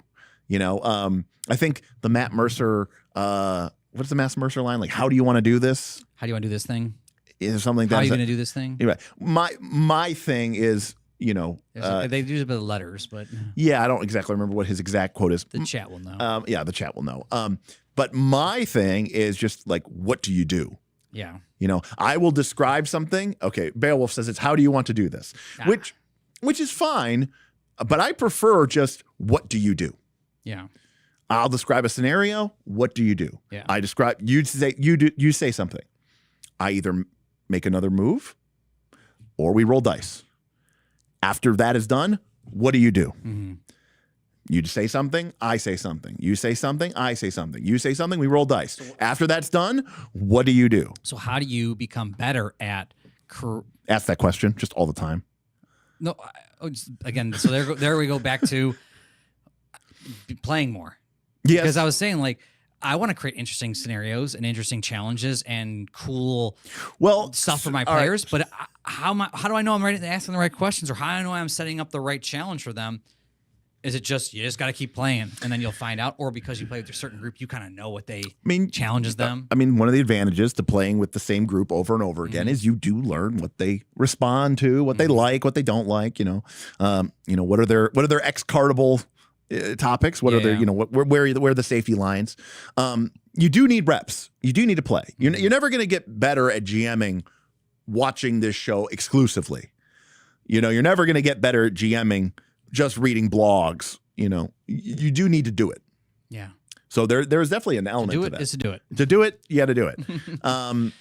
Which, if you want to see me do it, we need $12 more in the tip goal. Right. And Miles is correcting me. And I think that, this is why I said what I say is not quite the same. Oh, yeah, they do it for finishing blows. It's like finishing, but more like they determine that you did the thing. Mm-hmm. And then it's like, well, how do you want to do that? Yeah, they you killed the monster. What does that look like? Yeah, that's what they're asking. And I will say that sometimes. Yeah, you've definitely heard me say that before. Said it to me. Where I say, what does that look like? Yep. Right, because I want to know, like, we've established something mechanically and truthfully in the fiction, but what does that look like? Yeah, you did to my brother once. I think he was like, what do you mean? What do I do? What does it look like? I think we were playing DTX at the time, and he had killed the final boss or something with an arrow. And what did it look like? Oh, okay. He's instantly thinking anime. Of course, and that's fine. And that I'm never gonna. Anime is great for those. I'm never gonna yuck someone's yum there, because this isn't about me, right? It's about them. It's about them having a moment, Except for when I want to run up a sword, then you yuck my yum. That was just stupid. Okay. And if you haven't seen what I'm talking about, no, you can only see it as a patron. That's right. You have to join the Patreon to be able to see some of the exclusive content that we've done, our Patreon exclusive videos. Yeah. We did Bob's Birthday Bash was a Patreon exclusive. That's right, that was. And that was a schlopper time. Yeah. But it was a fun time. So for the players. So I would say that, in terms of my critique, I think, number one, I think that you haven't GM'd enough. That's right. And I do think you would benefit greatly from running games in other systems. You've had the opportunity over the last year. Mm-hmm. We started off, we played D&D, then we played Pathfinder 2, then we played Pathfinder 2 while we were playing Pathfinder 2. Yes, right. We were deep. You were in two Pathfinder 2 campaigns, and you were running Northern Reaches. Yeah. So you were playing basically in 3 Pathfinder 2 campaigns, right? So very, very deep. But then over the last year, like you said, you've had the opportunity to play a bunch of Legend of the Five Rings sessions, the entire Root campaign. I played Avatar You played Avatar. You played Fabula Ultima. You played some Dungeon World, right? So I played Blades in the Dark, not with you, but with. I didn't even know that you did Darth. that. Yeah. Okay. Darth I did one of the 3 shots, and then I got busy and I couldn't finish it. But I had some fun time. Right. And I thought Debbie was out of money. What are you doing? Stop throwing money if you're out of money. Bills got to be paid. What does Debbie got for us? It says the answer to this is in Spider-Man Into the Spideyverse. You don't know. You just got to make a leap of faith. I do remember that in Spider-Verse. I never seen those movies. Holy crap! Well, there's a second one that isn't out yet, but the first Spider-Verse Never saw it. Is a art masterpiece. Never seen it. It's incredible. But I haven't seen. Was it on Disney Plus? I would assume it's on I don't there have now any- because Sony. It did come out in movie theaters. Yeah, I'm sure it did. Did it? Because I didn't see. And Because Sony I didn't owns the see- rights to Spider-Man. I so- don't own any. I don't have any streaming services. Yeah, I mean, geez, Louise, I think I own it. Like, I should. It's so good. All right. So with is that Sean? that's Sean. So with Sean's tip, even though the RPG. even though the scale is a little wonky, technically, Great Role Playing Debbie was tipping for Yes. super chatting for tips. So Matt, if you want a tip, you can type !tip Yep. in the chat and it'll give you a link. Or if you go in the description below, the doobly-doo, you'll see a link to our tip page. But technically, the tip goal has been reached. We don't want to discount Great Role Playing Debbie's tips. There Yes. was $68 in tips that went, which brings us over. Right, which will bring us over to that. Excellent job. So thank you very much, everybody. That was awesome. See, Bob, everybody wants to see you do the thing. They say that now. But I'm just saying, if you watch it, you might think differently. People have watched me GM and they're like, yeah, I don't know. It's a little different. Great Role Playing David says, man, that process is so clinky. I wish tips were better. Me too. I know, but that's the way that YouTube doesn't take every dollar. I mean, they take how much of the percentage? 30%. 30%. It's so much. So I get it, but yeah. Now the question will be for our patrons. Oh yeah, is what game we're going to play. Yeah, what game I'm going to run. Yeah, we'll definitely do this with the patrons and figure that out. Yeah, we'll run a poll to see what game I'm going to run. Because again, I mean, I like running games though. No, you do. I know. I have a lot of fun. Because I mean, again, you have the right demeanor for it, right? You have a certain. You said before, you're a little narcissistic. Yep. I think to be a game master, you have to have a little bit of,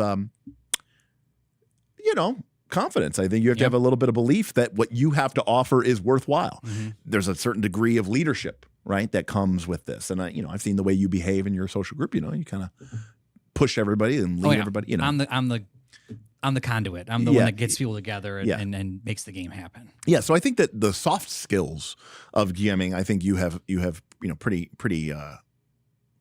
down well. Where again, I think that you have an opportunity is number one, just accepting the fact that maybe some of these games with all these stats and all these monsters and all this other stuff is just too much for you. I actually think that could be true for me to GM. I like playing it. Sure. And so if like a GM like you can handle that capacity, that load, then I love leveling up and Right. grinding out some monsters and playing some tactical maneuvering combat, whatever the heck the new CMT is, combat maneuvering tactic, whatever. I'll do that all day. But man, when I'm on the other side, I'm like, oh, there's a lot going on, and my monsters have a lot of stats, and I'm like, can I just make everything simpler? Like pull everyone back. Maybe that's just Dungeon World, hack and slash. It could be Dungeon World, but honestly, I don't necessarily, because again, I think you've experienced enough games where I think you would be very comfortable. Imagine you were playing a basic D&D. We play basic D&D, and someone wanted to do something. You say, make a strength check. I could do that. Ooh, you're trying to. Oh, okay, yeah. The traps are going off. The arrows are sailing through the air. Make a dex check. Okay. Oh, you failed. You get hit. You take some damage. Right? Like even that level of just don't worry about the balance, don't worry about the thing. I mean, I joke, right? But we played that 5th edition campaign. No, there was no balance. And I don't know any of the rules. When we played, you were rolling encounters. You were just like, how many goblins are there? 20. And we didn't even know how many there were going to be. Right. Like you're rolling for health. You were rolling for the number. There was a red dragon at one point. I mean, like, there was all sorts of stuff. Right. But even somehow we survived it all. But even when we played our first 5th edition campaign, you guys would go to town, you're level 1 and 2 characters. You would go to town and I would like go through the book and roll some random things and be like, oh, there's totally a greater arrow of slaying for sale. And you're like, how much is it? And I'd be like, how much money do you have? And you'd be like, we have 100 gold. And I'd be like, it's 75. And you're like, wait a second. I'm like, shouldn't that? You're like, and you didn't know any better. Oh, I had no idea but what that was. It felt really expensive because it was almost all your money. That's right. And so it was like a legitimate decision. Whereas in like, I don't know exactly what it is. It's random because there's no real actual GP pricing for items in 5th Someone edition. did one that you could like find as like a patron or something like that. But it's several thousand gold for one of those arrows. But I gave it, I sold it to a level. Deal of the day. It was a hot. It was a Cyber Monday special. It was sweet. It was so funny because it was obviously broken item for a way too cheap amount of price. And we didn't even use the thing until like near the end because we didn't even know what we had. Yeah. Well, I think Roy forgot he had it. Yeah. No, I mean, I think I think that experience was amazing. Yeah. Because I'll tell the story in a second, but we did have a super chat from Mike. Oh. He said, just beer money. So that's another thing I was going to think about. I'm not drinking until after the New Year's. Actually, I might drink on the 30th because I have a wedding to go to. But, on the 30th? They're eloping. So they're going to like another country to go have their wedding. So they were like, we just want a gathering of a family. And so it's like a reception before the wedding type thing. So yeah, they're just like, let's enjoy the New Year. Then we're going to go out to some country and have our own wedding. So I was like, I probably have a few drinks for that. But other than that, I'm not drinking until the New Year. It's a decision I made, so I'm just doing it. So I'll probably wait till after that to run a game so I can have at least a drink, loosen up a little bit, get a liquid courage. So wait a second. When you're GMing, are you drinking? Not always. Okay. But I am worse when I do. Yeah, obviously. Way worse. Yeah. Like so bad. Well, because you're already struggling with the mental capacity. Yeah. So the drinking part seems like that would be a problem. And I also struggle with slowing drinking down. So I'm like, just keep the drinks coming. Party time. Excellent. Oh, listen. The people have seen Rise of the Rune Lord season 1. If you get a chance to see Bob's Birthday Bash, I'm also drinking pretty good during that one too. But not nearly as much as Smith. Not as much as Smith was. That was fantastic. Yeah. But I like to throw them back, and I think the problem as being a player when drinking is I can drink a lot because I have a turn every 3 people. So when I'm GMing, I'm talking more. I'm doing things more. I can't really keep drinking all the time. I notice you can't really keep up drinking because there's so much going on at the table. So much going on. Yeah. But I wonder. I know you. I don't think you were drinking during Root, but like with Root's kind of more. I had the first 2 episodes. I think. Then I had my incident, so then I stopped. Yeah. But the first 2, I just had a beer or 2. That was the most I had. Yeah. Well, that's also because Derek put the chains on. He put the harness back. That's true. Yeah, no, you can't get super drunk on YouTube anymore. which I was like, okay, you're not wrong. You're not wrong. You can get super drunk on YouTube, but it's got to be like a Patreon private birthday bash type thing. I did not disagree with you when you said that. I was like, you're right. Yeah. There was no fight. There was no fight. Yeah, so I think Worlds Without Numbers, the GM section. Yeah, Sean, I don't know anything about that. I mean, World Without Numbers is a game by Mike Crawford. I think it's Mike Crawford. It's a kind of old school proceduralist game. I'm not exactly sure what Sean thinks you're going to get from the GM section about that, but I don't know. Maybe he has a really good. Microscope. I would love. I just want to play Microscope. Yeah. I just love world building. Right.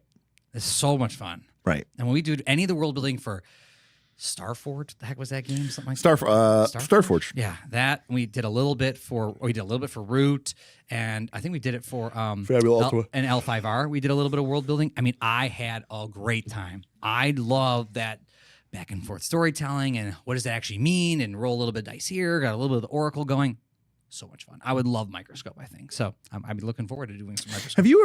Have we ever used the? I don't know if I don't know if I would Microscope as GM. I've never even played it. Yeah. Well, yeah, it doesn't have a GM.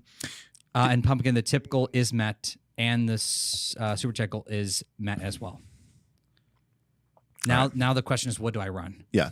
Beowulf says the minimum price for that arrow would have been 2,500 gold. So for those of you who don't know, the low price. Yeah. So in Sunless Citadel, there is a kind of optional encounter that is hidden behind. I'm not running Call of Cthulhu. That is hidden behind a locked door or whatever. And you go through there, and basically there's a troll. Yeah. And you're like a low level party. You also had a really sweet mini for that troll too. I don't remember what I used. It was like this big dragon thing looking. Oh, okay. It was huge. I don't know. It's gotta be at Smith's house. Yeah, it must be. I'll show it to you on Friday. Okay. It was you like brought in. You're like, this isn't a troll, but it's really sweet and it's big. I was like, oh, like I could just envision the fight. It was like, this is epic. And nobody really remembered or whatever. And then like Rory was like, hey, I've got this arrow. And it was like very much like what does it even do? It was like a hobbit. He's like, I don't even know what it does. Bing! And I was like, oh, it does like 20d6 damage. Everyone was like, holy shit! And like, you guys killed the troll. Yeah, I think we like missed or it like failed. It failed hit. its check. It hit. It made the fort save. I made the fort so save. it took half damage. Yeah. So it didn't like immediately kill it, but Yeah. it basically just like completely fucked it up. Oh, but it was awesome because we were done. We had no chance of that thing without Correct. that. Yeah. I mean, we had to solve the riddle just to get in that room. I think. Yeah. They try to design it. Yeah. I love solving riddles. This is a good dungeon design principle. If you're gonna, I think good, low level dungeons, any level dungeon, it's good to have places in the dungeon or within your adventure site that have that sort of like outscaled challenge. Yeah, right. You shouldn't go there, but we know about it. Right, I mean, you know about it, but the thing is, you got to do something to make it kind of off limits. Mm-hmm. Because if you have like a level 8 monster in your level 2 dungeon and it's just walking around everywhere, then why it would have killed everything, or it would be the lord of the place. It wouldn't be a level 2 dungeon. It would be a level 8 dungeon, right? So like this is where you have like the locked away, like imagine going into a low level dungeon and then you've seen this room and there's like the sarcophagus on it, but it's got like the mummy, with the, it's got like the lock. Yeah. And then later in the dungeon, you find the puzzle box. Yeah, and you found the key. And there's a riddle. Yeah. And you solve the riddle. And then when you solve the riddle, it opens up the puzzle box. And then you're like, oh, that's the key to that thing. And then you're like, okay, but the riddle was, do not disturb the despoiler of life. His death, only made him stronger, whatever. And so then at that point, if you open up the thing and release the level 8 mummy It tried to lich warn thing, you. it tried to warn you, but at that point, you're either ready for it or you're not. It's weird. It says this thing is level. This is not level appropriate damage. This is way outranking you. And we had a lot. Again, we probably should have died, but it was really fun. I do like that idea. I like the idea of. I like this idea that there is something that you should not fight that will kill you, and that later on, when you're a BA, yes, you could come back and like, remember that thing that we were too afraid of? Oh yeah, we could just owned it. Let me tell you something. That is one of the. That's a cool. That is one of the truest joys in traditional fantasy role-playing games. Yep. Okay, where you'll have a monster that just like nearly kills everyone. And then, things happen, you get busy doing other things, and then when suddenly you encounter that monster again, and it's just like, oh man. Remember we were scared of this thing? The wizard can melee it to death. Yeah. Just like it is a pretty sweet moment. It's one of my favorite moments. Ayla, I do own Forbidden Lands now. Which is shocking. Shocking. First of all, it's a tax write-off. Accurate. Yes. Are you gonna write off those printers? Especially if I print stuff for the channel. I mean, Knights I have a need for some minis, Bob. I think you should get to printing. That's right. And so the idea is that the Forbidden Lands, there was some stuff in there Derek really wanted us to look at just to help us become better game masters, better designers. When we do a lot of this stuff at home, we do lots of hacks. Yes. And so there's lots of cool things that, like Derek was saying, then Forbidden Lands has these cool tracks and stuff like that we could really learn from. And I looked at it and I was like, this got a cool box with a lot of stuff in it. It feels like you get a good value for your money. It's one of those Scandinavian games, you know, like it's got all the cool. I was like, look, I'll make the purchase. I'll get the game and I'll read it. And I will. I'm still reading Symborium or whatever it is. Which, to be fair, I have no intention of playing. It's my book. He's buying. I just thought the artwork was creepy and kind of different. It's got that Nordic horror kind of. It's like it's like shadows without being shadows, like look to it. So it's kind of cool. Like it looks like a watercolor painting. So it's everything's sort of obscured by the mist of this forest in a sense. So I mean, cool. I don't disagree with Dan. You know, he What's says Dan saying? run games that you would want to play in. You know, I don't know what I want to play in. That's great. That's a great question. So I mean, let's get back to that, because one thing that you have said, you know, publicly, you know, I mean, again, I know that a lot of people, either patrons or people from the channel, you know, people. There's a book of Beasts for Forbidden Lands too. Oh yeah, well, I got it. Okay, well, I don't need to buy that then. I'll just borrow Derek's. Have you read? No, you haven't read any of the Bestiaries. Yeah. For what? For Forbidden Lands? Every monster has a table, and you roll on it to determine what the monster does on its turn. Oh, that takes a lot of pressure off me too. I know. It's pretty sweet. Again, I have the box is still sealed. I got some Symborium to read first. But what was I saying? A lot of people on this channel, you know, and members of the Patreon and stuff like that think that we're very harsh on Pathfinder 2, especially Smith, and you know, that we're critical or that we're whatever. Again, we were just discussing how we've pretty much played it nonstop for the last 3-4 years. But one thing that you have said is, at least at this point in time, you are kind of over it. Yeah, well, I think I'm going to try to fill my need for the combat tactics with the Warhammer, especially with Kaz coming back. Yes, I want to play either Kill Team or just Warhammer 40K in general. And then I'm gonna do some D&D one shots like over the next couple of months with my family, which is because we own some one shots that we want to play and fun that. But I'm like, I don't know. I had a lot of and we're gonna play 4E soon, so that's gonna be a thing. In theory, there's a lot of hypothetically. There's a lot of moving parts. But you know, L5R has been really fun. But I don't want to run L5R. But I love playing it. But I also kind of like this Theater of the Mind. Like when we played Theater of the Mind, we were playing. I don't know what we were playing. We were playing a Penathuck. Yes. And like mapping that, I still have the map in here. Like it was so fun to map Penathuck. And I map Keeping the Borderlands, Caves of Chaos. So fun. Do we have a tactical grid? No. I had a map, and I was like, man, that was, and I remember it more because of that. Like, and I kind of would probably do that. You know, actually, I'd probably run some without minis. And play something without minis. Yeah. Just because I think I'm more involved. I'm more attuned to the thing that's happening at the table. Well, because I had fun playing Root. That was all Theater of the Mind. Right. Because I think you kind of nailed what I think one of your core issues is, which is that when, you know, initiative is rolled, and I think this is true for a lot of people out there, you turn into board game Bob. Yeah. Right. The game. I mean, quite frankly, between the way it plays out, your actions, the grid, the thing, it looks like you're playing Descent. Yep. It really does. And I played that the whole way through. Right. So I know I'm playing it like that. Right. And you know, and you know, when you get into combat, I know a lot of people who go, Pumpkin, I don't think it sucks. I just think I've played a lot of it. And I think it's really fun when I was doing those monster hunts. I think it really does fill a specific niche if you want to do something really cool, like leveling up and fighting monsters. I think PF2 is really great for that. But like, I'm also going to be getting into Warhammer here soon when Kaz gets back. So like, I'm going to fill that niche or that itch that I have for it. And so like, then I'm going to play something that's like, I don't know, something different. Something, you know, I probably still want to be a barbarian in something, but like maybe it's more Theater of the Mind. I mean, minis, more role playing. I don't want to my own horn, but I feel like I've been developing better as a role player, like an actual role player lately. As a player. And so I think I'd like to explore that space some more too. Yeah. You know, root and stuff like that have been really getting me. I am curious, as someone who, you know, I think it's safe to say that you're new to the hobby and you didn't exactly have what I would call, you know, a lot of, and again, remember, role playing at least not my definition, and that's the only one that counts on this channel. Hey. Role playing does not mean talking in a funny voice. It does not mean acting. Acting is its own, set of skills. Role playing simply means that you are embodying a character's motivations and personality traits in the actions that you're taking in the game. Yep. It means that it's not just like when you play Baldur's Gate 3 with your brother, okay? Yes, you have a character. He's got stats, right? You are that that's not role playing. Yeah. Because you're just making the decisions that it's Bob and Danny playing. Yep.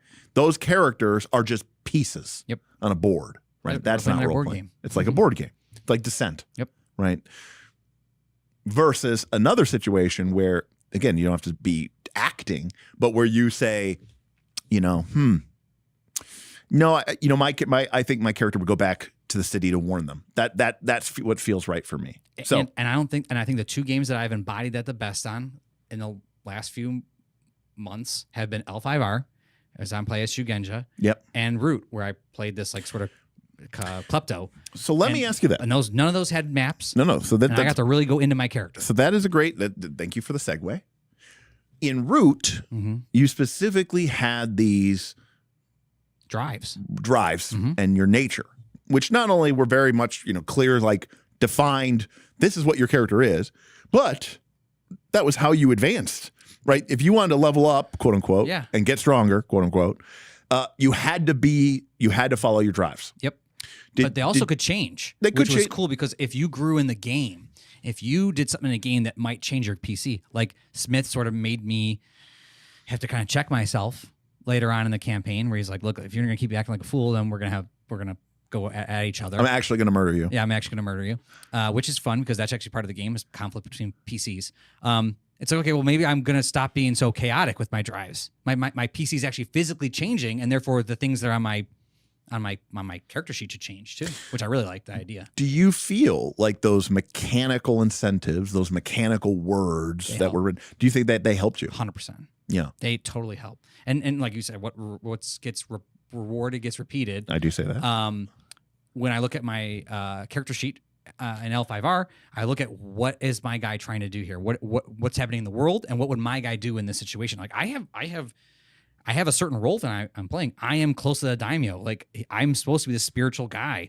So if I start going in there, like I know I'm a sorcerer type, Derek, but I'm going to go in there and beat him up with my club or my wakasashi.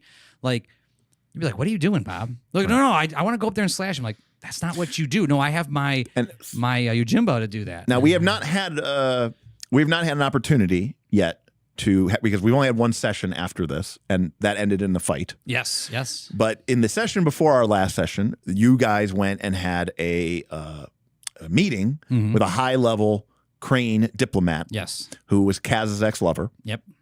And my current love interest. And was this occurred over theoretically a tea ceremony where you guys were trying to ascertain if she knew the location of her husband. You want to talk about pressure. Okay. Now, as a result of this, and this is basically a social fight, right? Yeah, which I never thought I would say I was in. Right. It was a social conflict using the mechanics of the game in order to play out what was happening. High stakes. And as a result of that, your character mechanically in the game, the same way that you might get knocked prone from a hammer crit, your character gained the mechanical disadvantage that you were in love with this character, which she had seduced you, which ultimately changed how I think, because I think that happened, and then we went around the turn again, or things were happening. Well, then I needed to play that scenario out. Like, no, this is mechanically on my sheet now. My disadvantage is that I'm in love with her. So whatever I was trying to do before doesn't even make sense anymore. I'm trying to do something specifically now. Yeah. I'm in love with her. Do you think that you would?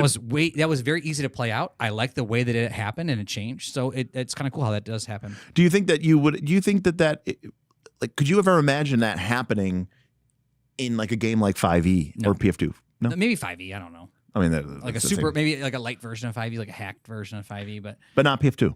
Well, I just feel for you personally. I'm not saying for anybody else. I don't know what I would do. Like in Northern Reaches, maybe, because you can like do custom stuff. Like, because we kind of have a lot of free range. We did, at least. Technically, you always have free range in a combat. Well, what I'm just saying is, like, I could be like, okay, you guys killed the spider, so therefore this now you guys all have this cool ability. You know what I mean? Like during the raid we did. That's okay. Well, that's not like in the rules. Like they do that. But I'm like, it makes total sense. And so that's really cool. But if I was running PF2 like at home, like I'd probably be running an AP, so it'd be like a little different. But the idea being that I would be like, well, I don't know why I'm awarding you this thing or giving you this thing. Or is that happening? But in DTX, the way you ran it there with the ancestral hatred and stuff like that, I was like, man, it felt so appropriate. And like, you know, okay, now you have damn adage. Like, I'm like, that's really cool. And I don't know. I feel like if you don't have the room to play, then that stuff doesn't happen. Yeah, that's true. So I need a system that allows me to have room to play so that I can be creative. If not, then I feel like I'm constrained by the rules, or I feel like the rules are so heavy that I feel like I can't even think about being creative because I just can only focus on the rules. Like, oh, it'd be cool if I could do that all the time because I'm really good at that. Like, I don't know what you said, but we're just gonna keep moving because I'm overwhelmed right now. Yeah, no, I think you've hit a lot of nails on the head there, which is to say that rules can be, you know, prison. Yeah. You know, systems can become shackles. And so while rules can be a blessing for people who feel like they are adrift in a sea of chaos, they can also be, you know, limiting. And they can also, they can create problems for a lot of game masters who feel like this need to uphold some standard. But there is a place for them. Like if you're the GM that is like, I can't be creative. I don't want to be put on the spot. I definitely, I don't want to even think about doing something like that. And well, I'm gonna make a hot take. Then I'm gonna make a hot take here. Rules are there. I'm gonna make a hot take here. If you have no interest in being creative, I don't think you should be running a game. Flat out, just flat out. I think the art, the science and art of game mastery at its purest, most distilled form is creativity. So then that's what's interesting there is like, because if you're running the game and you're not being creative, right? You're just running the game. Then you're basically AI. Yes, in fact, one of the complaints, if you remember, that Aaron has made is that he felt many times at various points through various campaigns, he's like, I am just doing a shittier job of what an AI could do. Like but AI, I don't mean like, you know, Chat GPT. I mean like Baldur's Gate 3. Yeah. Right? Just some procedural stuff. It runs the monsters. They've got a script. They come in, they do their attacks. Yeah. It processes all the, you know, horn, claw, or whatever of the Minotaur. I feel like my combats in PF2 could have been run by an AI bot. Better. It might have been better than me. I mean, I'm not joking, but I don't think they could have done the site that I did. Because that was really creative on my end, and maybe it could have in the future. But right now, right in now, the future, like, Skynet. I for one welcome our new AI overlords. But right now, I feel like I'm adding that creativity. So to go back to your point, then should you not be running games if you're not creative, like or you don't want to be creative, then maybe you're right. Yeah, because at that point, just have the bots run it. Now here's where that can get us in trouble, and I do want to call out Simi, who gave us a super chat. Says Bob might really enjoy the traits and passion system of Pendragon. Did you catch the Pendragon stream? No. Okay. No. Because I didn't know what it was, so therefore I was like, I just skipped past it for now. Sweet. Right. I have a laundry list of things on my. Streams don't feel bad. Long. Don't feel bad. Even my own people from my channel don't watch all of my videos or any of them. I watch a lot of them after the case on the VOD, especially if I'm interested. Like the art stream, I think was like super fun to me. Yeah. You like the Morrow 2020? Oh, that thing was. I could watch that again. I'd probably watch that again before I watch the Pendragon one, just because I think there was a lot of good advice in there and something I'm interested in. And if you're passionate about it, you're going to put more time into it. But a 3-hour stream or 3-hour stream about something I don't even know what it is. Right. It's going to take me a while to get King Arthur. It. Okay. It's knights. And King Arthur. Okay. Well, I know the idea then. Okay. Sword and Stone, the whole thing. Yeah. But yeah, you might enjoy it because it does give you. It kind of has an interesting. It like guides you in how you play. I'll add it to my queue for tomorrow. I wanted what were we talking about. Before the super chat? Yeah. I hit the nail on a couple of good points there about AI bots. Oh, yes. Just running it. Yeah, being creative. Yeah. And so I think the people can get themselves in trouble, though, because when I say the GM needs to be creative, what I mean is I don't think that means you need to be the world builder and I've got this amazing story that I want to tell and this game table will be my stage. Yeah. I think that is problematic. You like the director versus the storyteller? Am I saying that right? Well, you like to be like more like you go. Where do you want to go? The creativity, for me, is reactive creativity, right? the phrase that gets used a lot is prep situations, not plots. Prep is fine. Prep is great. Rolling on random tables, low prep, that's fun too. But prep is great. If you don't overdo it, if it doesn't burn you out, if you're, if someone really enjoys spending 8 hours to prepare for a 4-hour session and you really enjoy that. I mean, there was once upon a time, certainly during 4th edition, but even after we stopped playing 4th edition D&D, I would sometimes just sit at home and make combat encounters for 4E D&D because I enjoyed it so much. It was like such a fun process for me. So, prep situations, not plots. That's where your creativity comes in, where you say, let me imagine a explosive situation, a tipping point, and then that's it. That's as far as I think about it. Then let's see what the PCs do. The PCs did a thing. I need to be creative. What would happen as a result of it? What would be cool? How could you should be injecting your own personality into it? Of course you are. That's why people are playing with you, right? They want to see you come through in the game mastering. They want to, I mean, I don't know, everything to say. I don't want to be presumptuous here, but if I go into a Bob game, I'm probably expecting some over the top anime Spoiler. Hulk-esque type shenanigans, right? Like, maybe a little slapsticky. Maybe that's your personality, right? That's what you're going to put into the game. That's great. That's fine. That's awesome. You should be doing that, but you shouldn't be doing that to the exclusion of other people, right? Like the players are the people. Yeah. You got to make room for them. You know? That's a good point. Because I probably would fall into that trap. I would probably fall into the trap of creating the thing that I want to play, and I'm the GM. Right. It's not what I want to play. Yeah. So there's a bar. Well, I think it's a child care center right now, but there's a place on Menor Avenue down the street here, and it was a bar that when I was young and first drinking or whatever like that, that was kind of like one of the bars that we would go to. And I'm not even kidding when I say this. Every 4 to 6 months, new owner, you'd show up. The bar would be closed.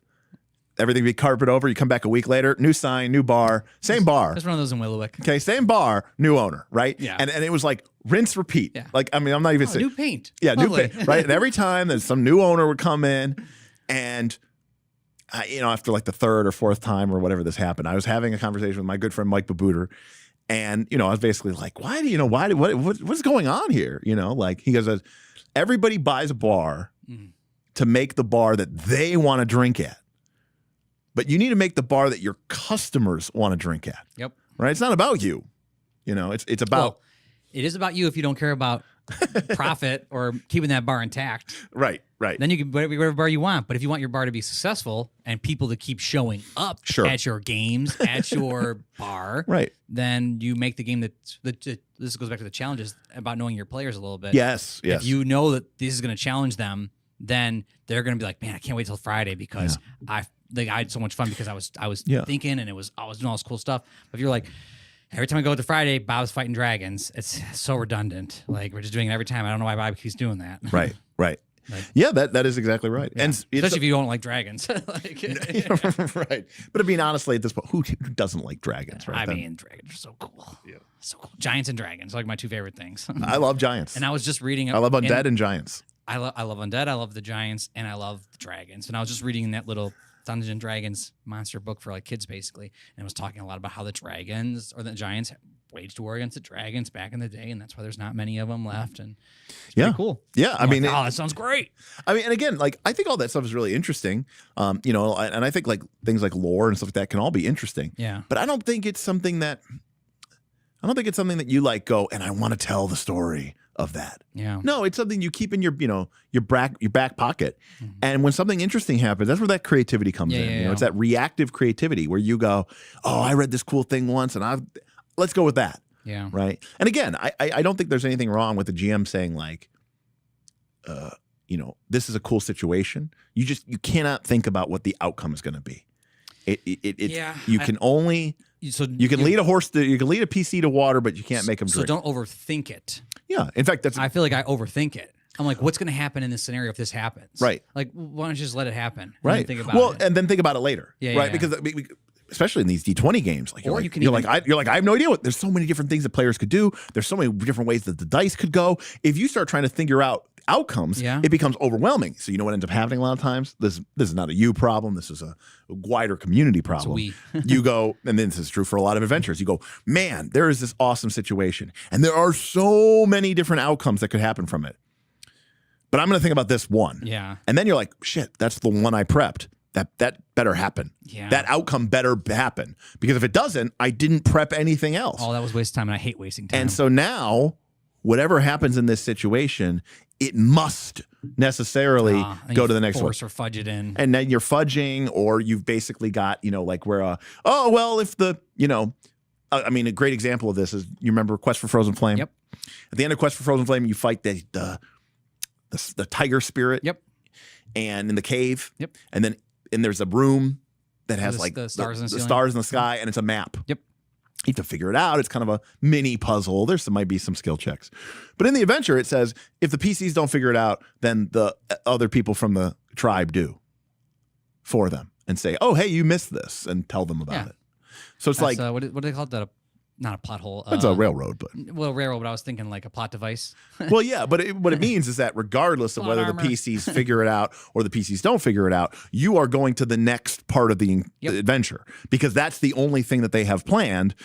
And if you don't go there, the whole thing doesn't work. How dumb do you feel after that? Like if you're the player and you like walk back out, you're like, all right, we beat that tiger. Get back to your camp. You're like, yeah, we couldn't figure out the thing, but we're just gonna keep chugging along. And then you as a GM go, the other cave person walked in there, and they come back and they tell you that it was great. There was this map in the ceiling. You'd be like, I'm a fucking idiot. I would get like pissed at the game. I feel like I would get upset at that game. Like, okay, thanks. Like, well, I would get physical. I don't know. I'd probably get pretty upset about that.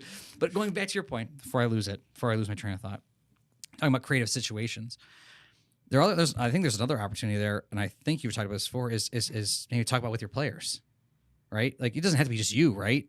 No, right? It could be like, okay, we rolled, and then you've done this before with Aaron, I think a lot at the table. It's like you roll and then something happens, and you start describing it. Aaron says like, what if this happened? You're like, oh, that's a great idea, and then that becomes the narrative. Oh yeah. And so like, I mean, don't put all the pressure on you. That's basically like making a microscope mini game in the middle of a skill check. Like, for example, if we were playing Legend of the Five Rings and you made a void check, okay, and you end up getting 2 opportunity and you spend it to gain a insight into a supernatural clearance or whatever, and I might say, I don't know, Bob, what do you have? And then like, you might suggest it, someone else might suggest it. Someone else is like, maybe Bob gets a vision of our Lord is in danger. Yeah. That there's evil forces at work. We're away from the lands, and while we've been away, there's some sort of, he gets a vague threat, a shadow growing in his mind.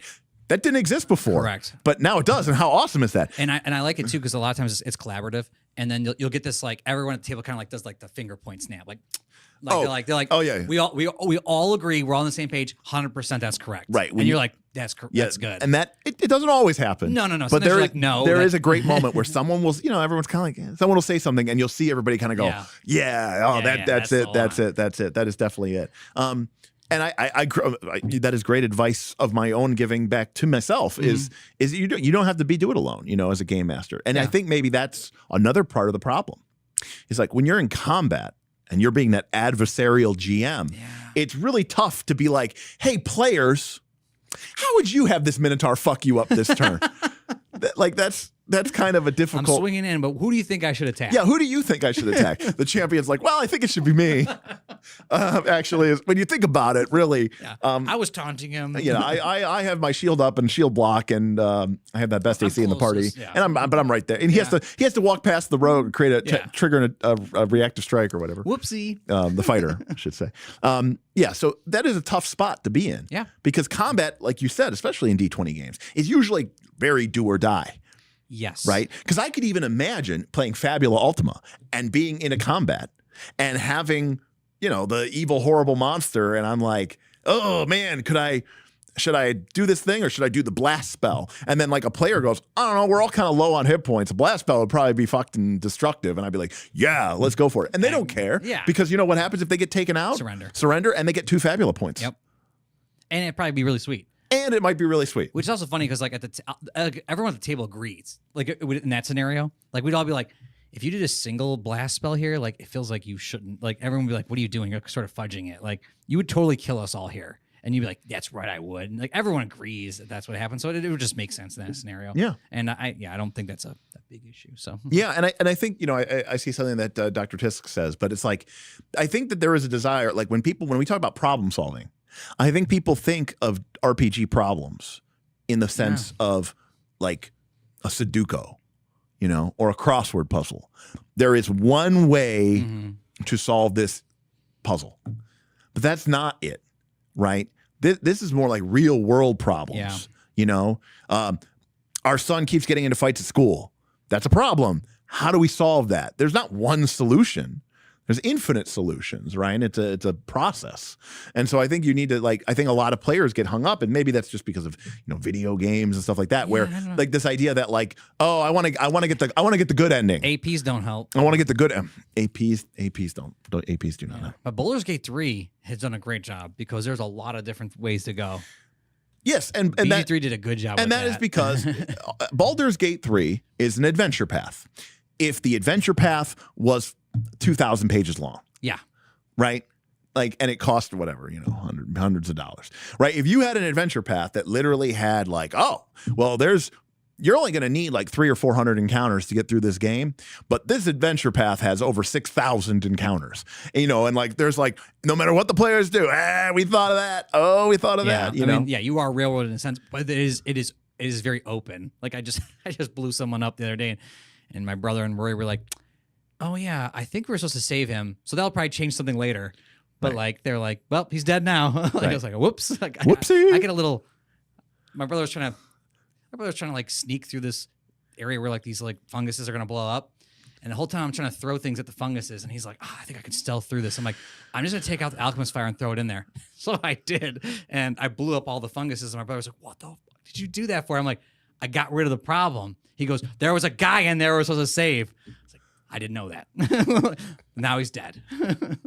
I can't decide if I would love playing with you or hate playing with you. Oh, you would hate it. You would hate it. I don't know. Video. I mean, I don't treat your brother. So maybe your brother takes video games very seriously, much more seriously than he does probably role playing games. Yeah. And he trolls the whole time during games. Oh yeah. On video games, he's kind of like. He's like, Bob, I want to do it the right way. Or the best way. Right. Or like the way that's going to get us the best treasure or whatever. When we play Call of Duty, he's like, why am I always carrying you? Like, I'm the best player on the team. None of our team helps out. We play Heroes of the Storm. He's like, everyone's a critic. You know what I mean? So it is what it is. Dan does not like Baldur's Gate 3. Oh, I'm like, you got to play are you playing with a bunch of people? Because right now I'm playing with like my friends, and it's so fun. Like, we just laugh the whole time. Oh, see, Ayla knows exactly what part I'm talking about. I blew it all up. That's awesome. It's fun. So I think as we wrap up, my evaluation is you need to GM more, which I am going to do. And I think you should try GMing a non, because it sounds like where I've seen your struggles.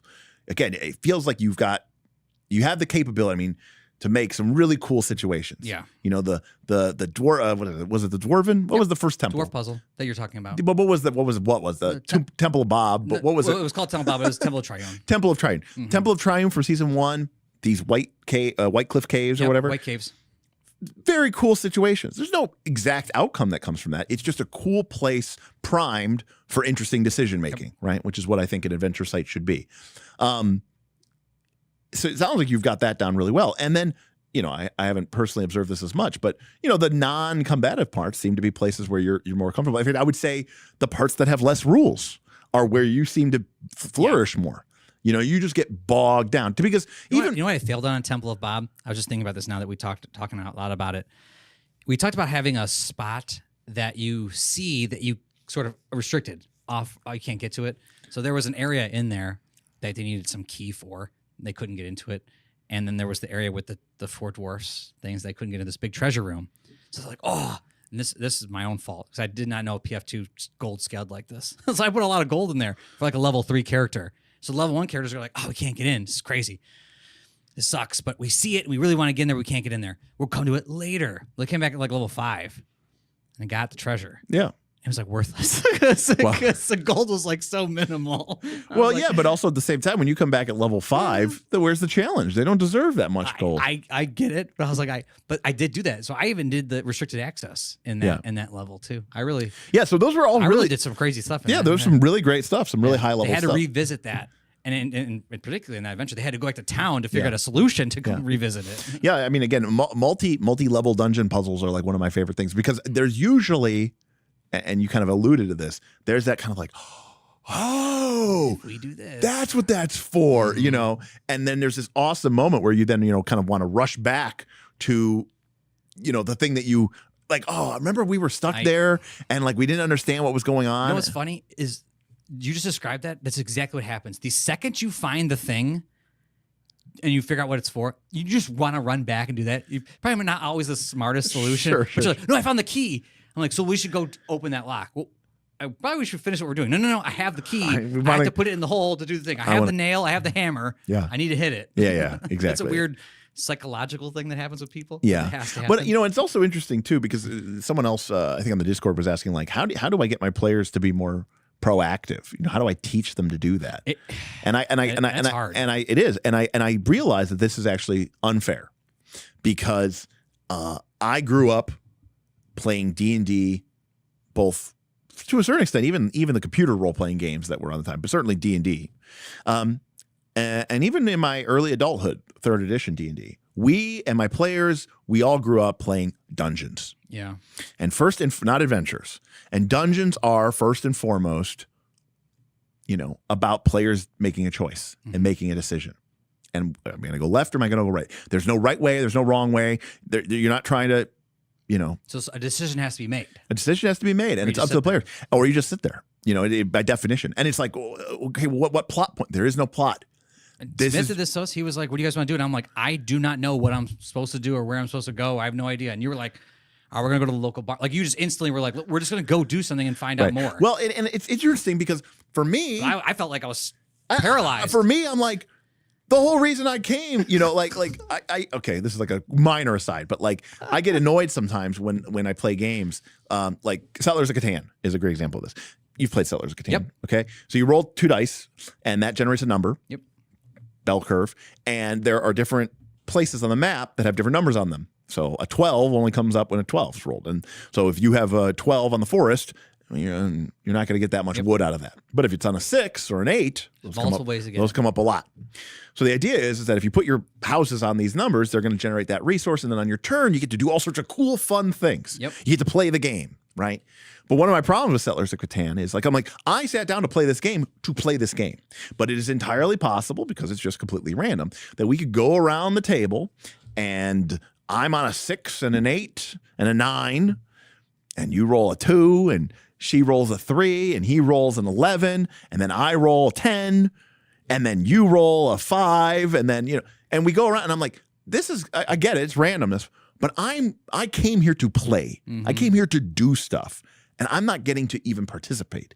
This is not acceptable for me, right? I should always be able to do things. Yeah. I'm not even able to play in the game. So when I come down to play a role-playing game, like, the thing I want to do is do stuff. In fact, I'm like, I want to, you know, I want to be the one who's making decisions. So when people are like, oh, I don't want to make any decisions, I'm like, well, what did you come here for then? I feel like it's not even that. I think it's the paralyzation by like, you don't want to make the wrong decision. Right. And yes, no, you're right. I say, well, what if I go left and I screw everything up? And you're like, but the funny thing is, like, at least screwing something up is better than doing nothing. Absolutely. Well, I know. It's getting rid of that, like, we can lose mindset, you know, which I think is so important and so valuable. A Metroidvania. Yeah, what is that? Well, do you know what Metroid is? The Samus? Yeah, and do you know what Castlevania is? I know it. I've heard of Castlevania. I played it. It's a style of video games. Is that's a 2D? 2D side scroller, kind of a big maze, and but it's all 2D side scrolling. Yeah. It's sort of how like TMT. Yeah. Was, but they kind of changed it a little bit. Yeah, there's a bunch. Play that kind of stuff. That brings full circle. Why I'm not a fan of TPKs from either side of the screen, because dead is not fun for anyone. You're not wrong. No, you're not wrong. You're not wrong. I mean, there are times and places where I think it can be appropriate. And I think TPK by a player's choice by them choosing to do it is actually pretty cool. Well, sure. But also, Like a hero sacrifice is Here's kinda the problem. Here's the problem. It comes down to a question of agency. Mm-hmm. You see, when most people think TPK, it's a situation where they're usually playing, because most of you are playing adventures. Mm-hmm. You're playing adventure paths, or you're playing some sort of pre-written adventure, right? Or it's just, it's not even an adventure path, but it's the module that your buddy bought. Yep. This is what we're playing. That's right. Okay. And so the module goes, or the adventure path goes, all right, and now you're fighting this. You're supposed to. What I don't remember what was our last. You're fighting the Void Glutton, Oh yeah. An right? AV. In Abomination Vaults, right? Because it's here That's what it's there. and it's in Abomination Vaults, and or you're fighting Volek, or whatever, and you're like, and then it kills you, it TPKs you. You're pissed Yeah. because you had to fight that. You didn't have a choice. You didn't have a choice. Whereas if I go and I put a really tough monster in my game, and it's got some really cool treasure, and the party is aware of this, fundamentally, this is a very threatening creature, very difficult to fight, but they High risk, high reward. get all hyped up on hype man Bob or whatever. yeah. I start talking to him. He starts talking him up. What about the and treasure? And the party goes in to this fight optionally, willingly, and then dies, and everyone dies to a man or to a woman. I think it's a different feeling. It's a completely different feeling because that was your grave. Yep. You dug it, right? The TPK that occurred against the quote unquote unfair or broken monster feels unfair because you're like, what other choice did we have? Yeah. If we wanted to, in fact, me not going that way is kind of me being a dick. Because it's like, well, the GM's like, look, this is the venture I have. I bought Abomination Vaults. If you don't want to fight the monsters in it to get to the next level, then I guess we're done here. Yeah. And so as a player, you feel like you have a gun to your head. And you're like, I have to go fight this monster. I don't want to fight this monster. It doesn't interest me. I think it's going to kill us all. And even if you don't think it's going to kill us all, when it does kill you all, you're salty because it wasn't your choice that led to it. Yeah. I would feel pretty salty. Yeah. Like if I knew going because I hate leveling up in PF2 with paper and pencil because it's a chore. Dying would then mean more paper and pencil to do a new guy. But knowing like I'm getting my mentality right, I'm like, I'm going in this fight knowing that I could die. Yep. Then I'm already mentally prepared to toss that sheet. If you weren't in a mind space where you were like, I really like my character, or if you're like, I really do not want to play Path Builder right now, I do not want to make a new character that feels horrible and awful. Yeah, I don't want to go fight. So then the you're like, well, then we're not going to go fight that thing. Today. But if you're playing an adventure path, that's the next fight. That's what you have to go fight. You have to fight Nualia. You have to fight. And then I die. I'd be like, I would get a little. Markle Hay. Is that his name? Which one? What was the ghoul guy? The ghoul guy? Yeah, Lord Marklehay. No, it's not Marklehay. What was his name? A bell. The noble guy that turns into the evil ghoul guy in Rise of the Rune Lords. Oh, in Rise of the Rune Lords. Oh, I don't know. Foxglove. Oh yeah, Foxglove. 100%. Foxglove. Yeah, Okay, yeah. right. Foxglove, and then you fight that thing at the end. The big snake monster woman. Yep. Where you guys were drunk as shit. So it's like you're like, well, we don't want to go fight the big snake woman, and it's like, okay, well then I guess we're gonna, we're done. Yeah. We guys can go home. Yeah, we go back down the tower. Because there's nothing to do here. She wins. And she wins. The Rune Lords I rise. guess there was a choice. We could have just stopped playing and just gave up on, There on is the always channel and the adventure. That's what we should have done. in a way we did. But I think that's, for me, this is why I love dungeons. It's why I love adventure sites. I call them dungeons, but really I love adventure sites. Yeah. Because I love just being like, hey, I think they should go back to module-based designs. But some of these APs. But people feel like there's no storytelling there, and here's the sad part. I do like a good story too. But see, here's the problem. That's the sad part. You're buying someone else's story, and not the story you make at the table. and not the story you make at the table. I hear what you're saying, but sometimes because I promise you, if there was some what do we call it? What? The mummy dragon. Oh, earlier, yeah. Remember we were talking about the mummy dragon On level 3. On level 3, that's right.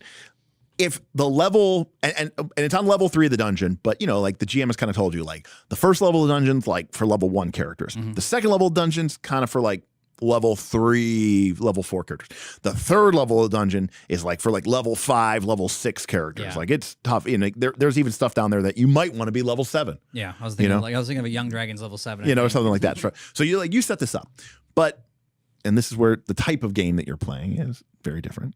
Okay, but let's say like the party goes and they learn about the mummy and they learn about the dragon and they go, okay, he's a mummy dragon, but he's a black dragon, so he spits acid, right? Okay. So we're gonna have acid protection, but we're gonna bring fire because he's a mummy and they're weak to fire, and you just do all this like prep. Yeah. Okay. Prep for days. Right. And then you find some secret passage that leads down to level 3. Doing all the good things. Okay. And then you go and fight it. This is not what the adventure design, because there is no plan. It's just a creature there. I will say this. It's going to be a hell of a fight. If you win, stuff of legends. Yes. But even if you lose and everybody's killed to a man or to a woman, I still promise you that will be one of your top sessions. Yeah. Because it was your plan and it was we were the ones risking the biscuit to win it. Yeah. You know, you knew that this was, fuck or walk. You know what I mean? Like it was your call. You made it. And you can deal with those consequences because the ball was up to you. Yeah. You know? Player agency. Yeah. Right? It was your shot to make. You made the call. You missed. But you know what? It's like there's a great line from Game of Thrones. Mm-hmm. Spoiler alert for anybody from the fucking 5-10 years ago, where Jon Snow is hanging the people that killed him. Mm-hmm. And he hangs Sir Alistair Thorne. Okay. You know, the First Ranger, the guy that was always against him. Yep. You know, and he goes. So he takes over the north basically a little bit when he goes back up north. No, you're maybe thinking of Bolton, but maybe I'm thinking. Anyways, he tells him, he says, you know this stuff way better than me. And he tells him, he says, he's got the noose around his neck, and he's just like, like Lord Snow, I had a choice: betray you or betray the Night's Watch. It's like you brought an army of raiders and murderers and thieves into our town, and I had to make the right choice. And if I had to do it all over again, I pray that I would make the right choice again. And he goes, I fought, I lost, now I rest. Right? Like he made his bet. He's going to lay in I also it. liked him saying that he wasn't going to make the same choice. He was going to make the right choice again. Yes. Because whatever that choice means, it was right at the time. Right. And that was the choice he needed to make. Exactly. And that's that's the thing. The party could go, look, we lost. Mm-hmm. The mummy dragon killed us. But you know what? We went in as prepared as we could. The dice completely fucked us. We all saw it. Derek rolled 420s in front of us. Aaron started bitching about him using that die again. Derek had to swap it out, and he immediately rolled another 20 in front of the screen. He's hot today. He's hot. And you're like, this is that moment where it's like like the sports movie where it's like a tough loss. Yeah. But like the coach comes in and says, hey, this was our loss, but you know what? No one can take away from you the game that you played. Yeah. Like that's yours. No one can take that from you. So it's the same thing in D&D. That's the beautiful thing about D&D. Shit, we lost. Well, in real life, that means you're dead now. You don't get to play anymore. Yeah. But in D&D, you do. That's what's so cool. Yeah. About the game. So you can drive it like you stole it. You can drive it like you stole it. All right, Bob. Apparently, Ayla's just really pushing this Forbidden Lands. Adventure sites. Have you heard of Forbidden Lands, Bob? So yeah, super big thanks to everybody for coming out and hanging out with us tonight. We actually hit some goals, which is really, really awesome. And I'm really looking forward, to well, I want to see what the patrons are going to pick for the game I'm going to run. Obviously, I'm going to run it for you guys, and then I'm sure we'll fill the gaps. By the time we run it, we'll have hopefully our crew back in town. We're gonna have a whole mess of people, so I can make them all hate my style jamming. No, again, we'll figure it out. And Tim likes anime, so yeah, and I know I'm gonna throw some Warhammer references for Cass. But we'll decide on the Patreon what we're gonna do, and then we'll probably do a video where we talk about it. Yeah, and do like someone suggested. I think that's a great idea. Is the prep right? What is Bob prepping? And people will learn a lot from that. Like, how does Derek prep as he's teaching Bob to prep? That's I think something that most people don't see. No, it's not. In fact, actually, one of the things that I sometimes lament, I don't have enough time, is I wish there was an ability for me to like walk through all of the things that I'm doing while I'm doing them for the channel. Yeah. You know what I mean? Because I think that, I've said before, one of my like dream goals is to go back to like an episode of Root and watch it with you. Yeah. Me and you, even Bob, and maybe some other people, and like pause it, like, and be like, what were you thinking? And be like, what was I doing? So you could see where I was making a hard choice. You know, that was a soft move, right? But I was setting up the soft move for that hard move, which is going to come in a minute.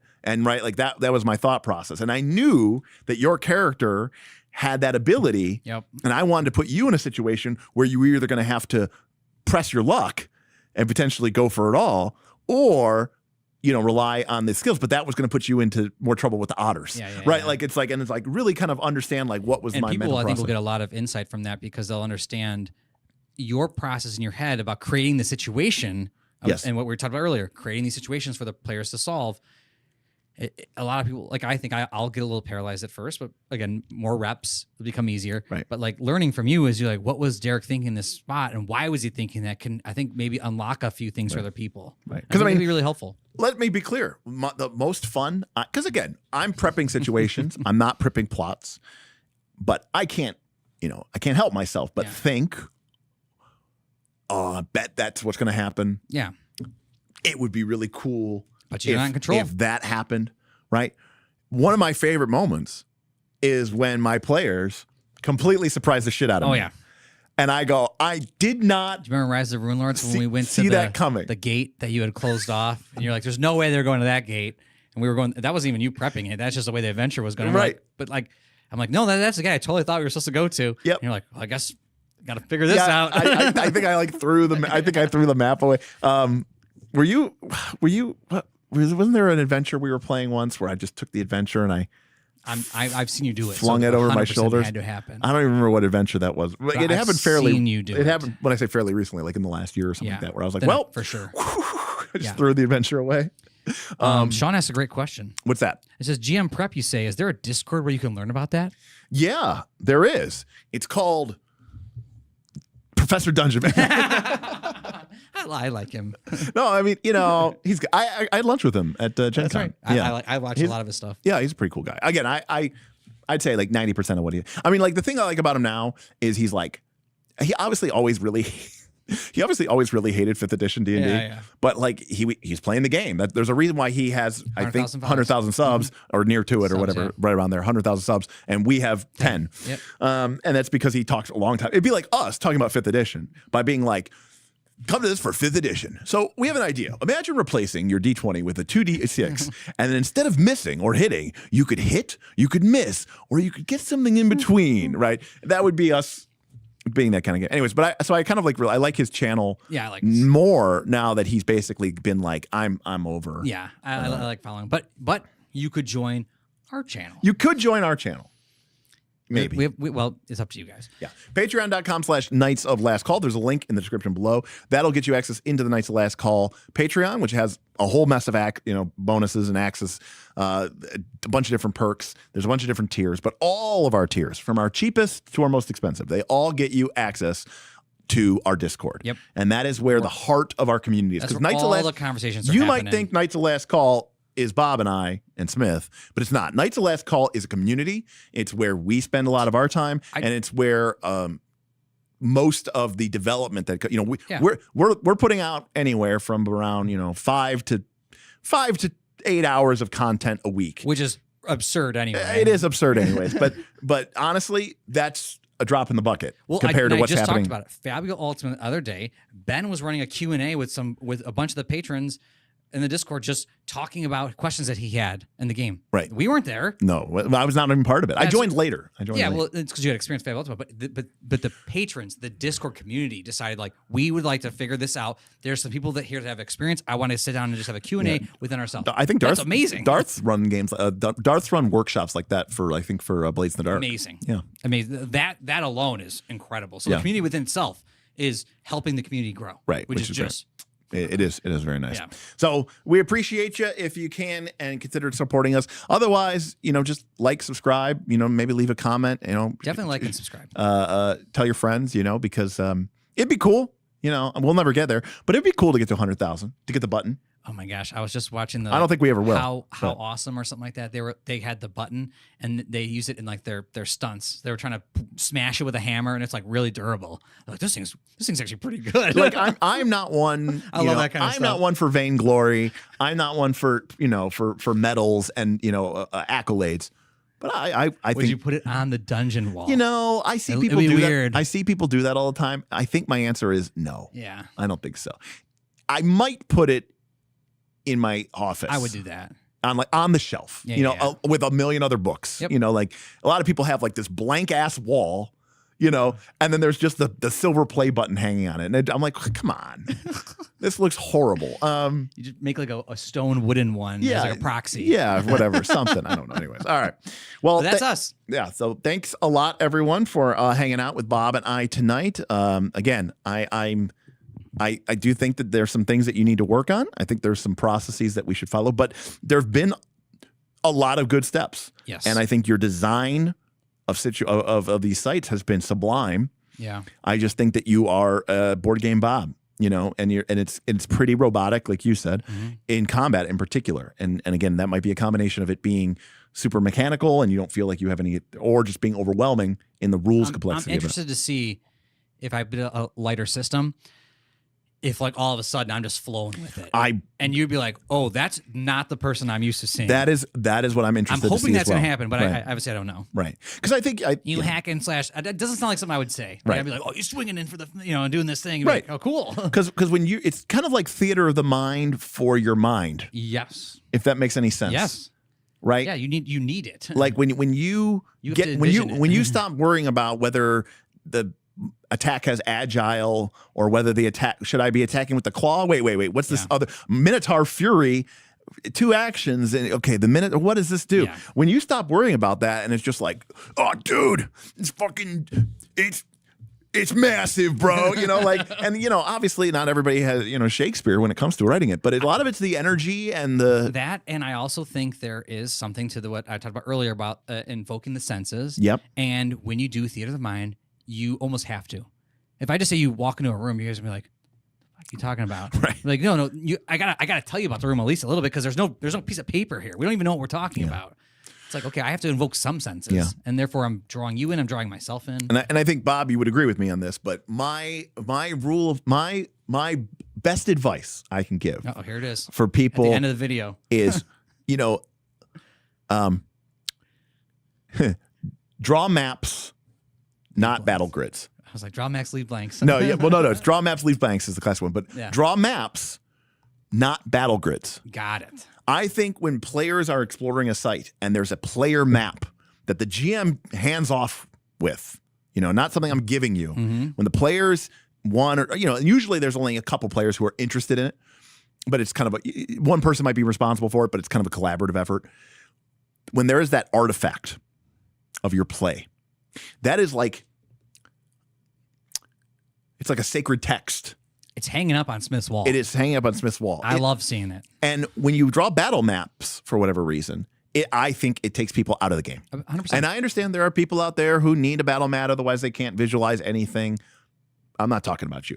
I'm saying that by and large, and I, by the way, would even say that I think there's many instances where even those people could still benefit from, more descriptive things. I love drawing the maps. But I think drawing the dungeon map, the players taking care of it for themselves, or like when you were drawing the wilderness area surrounding Rapana I Thuk, got that in here. right? I think that is another level of immersion, right? Because even back in the day, the idea was your character was drawing the map. And you know this because Smith one time basically said, well, your character's running away. He doesn't have time to set the map. It's in here somewhere. Bob, you have to navigate without the aid of your map. So Yeah.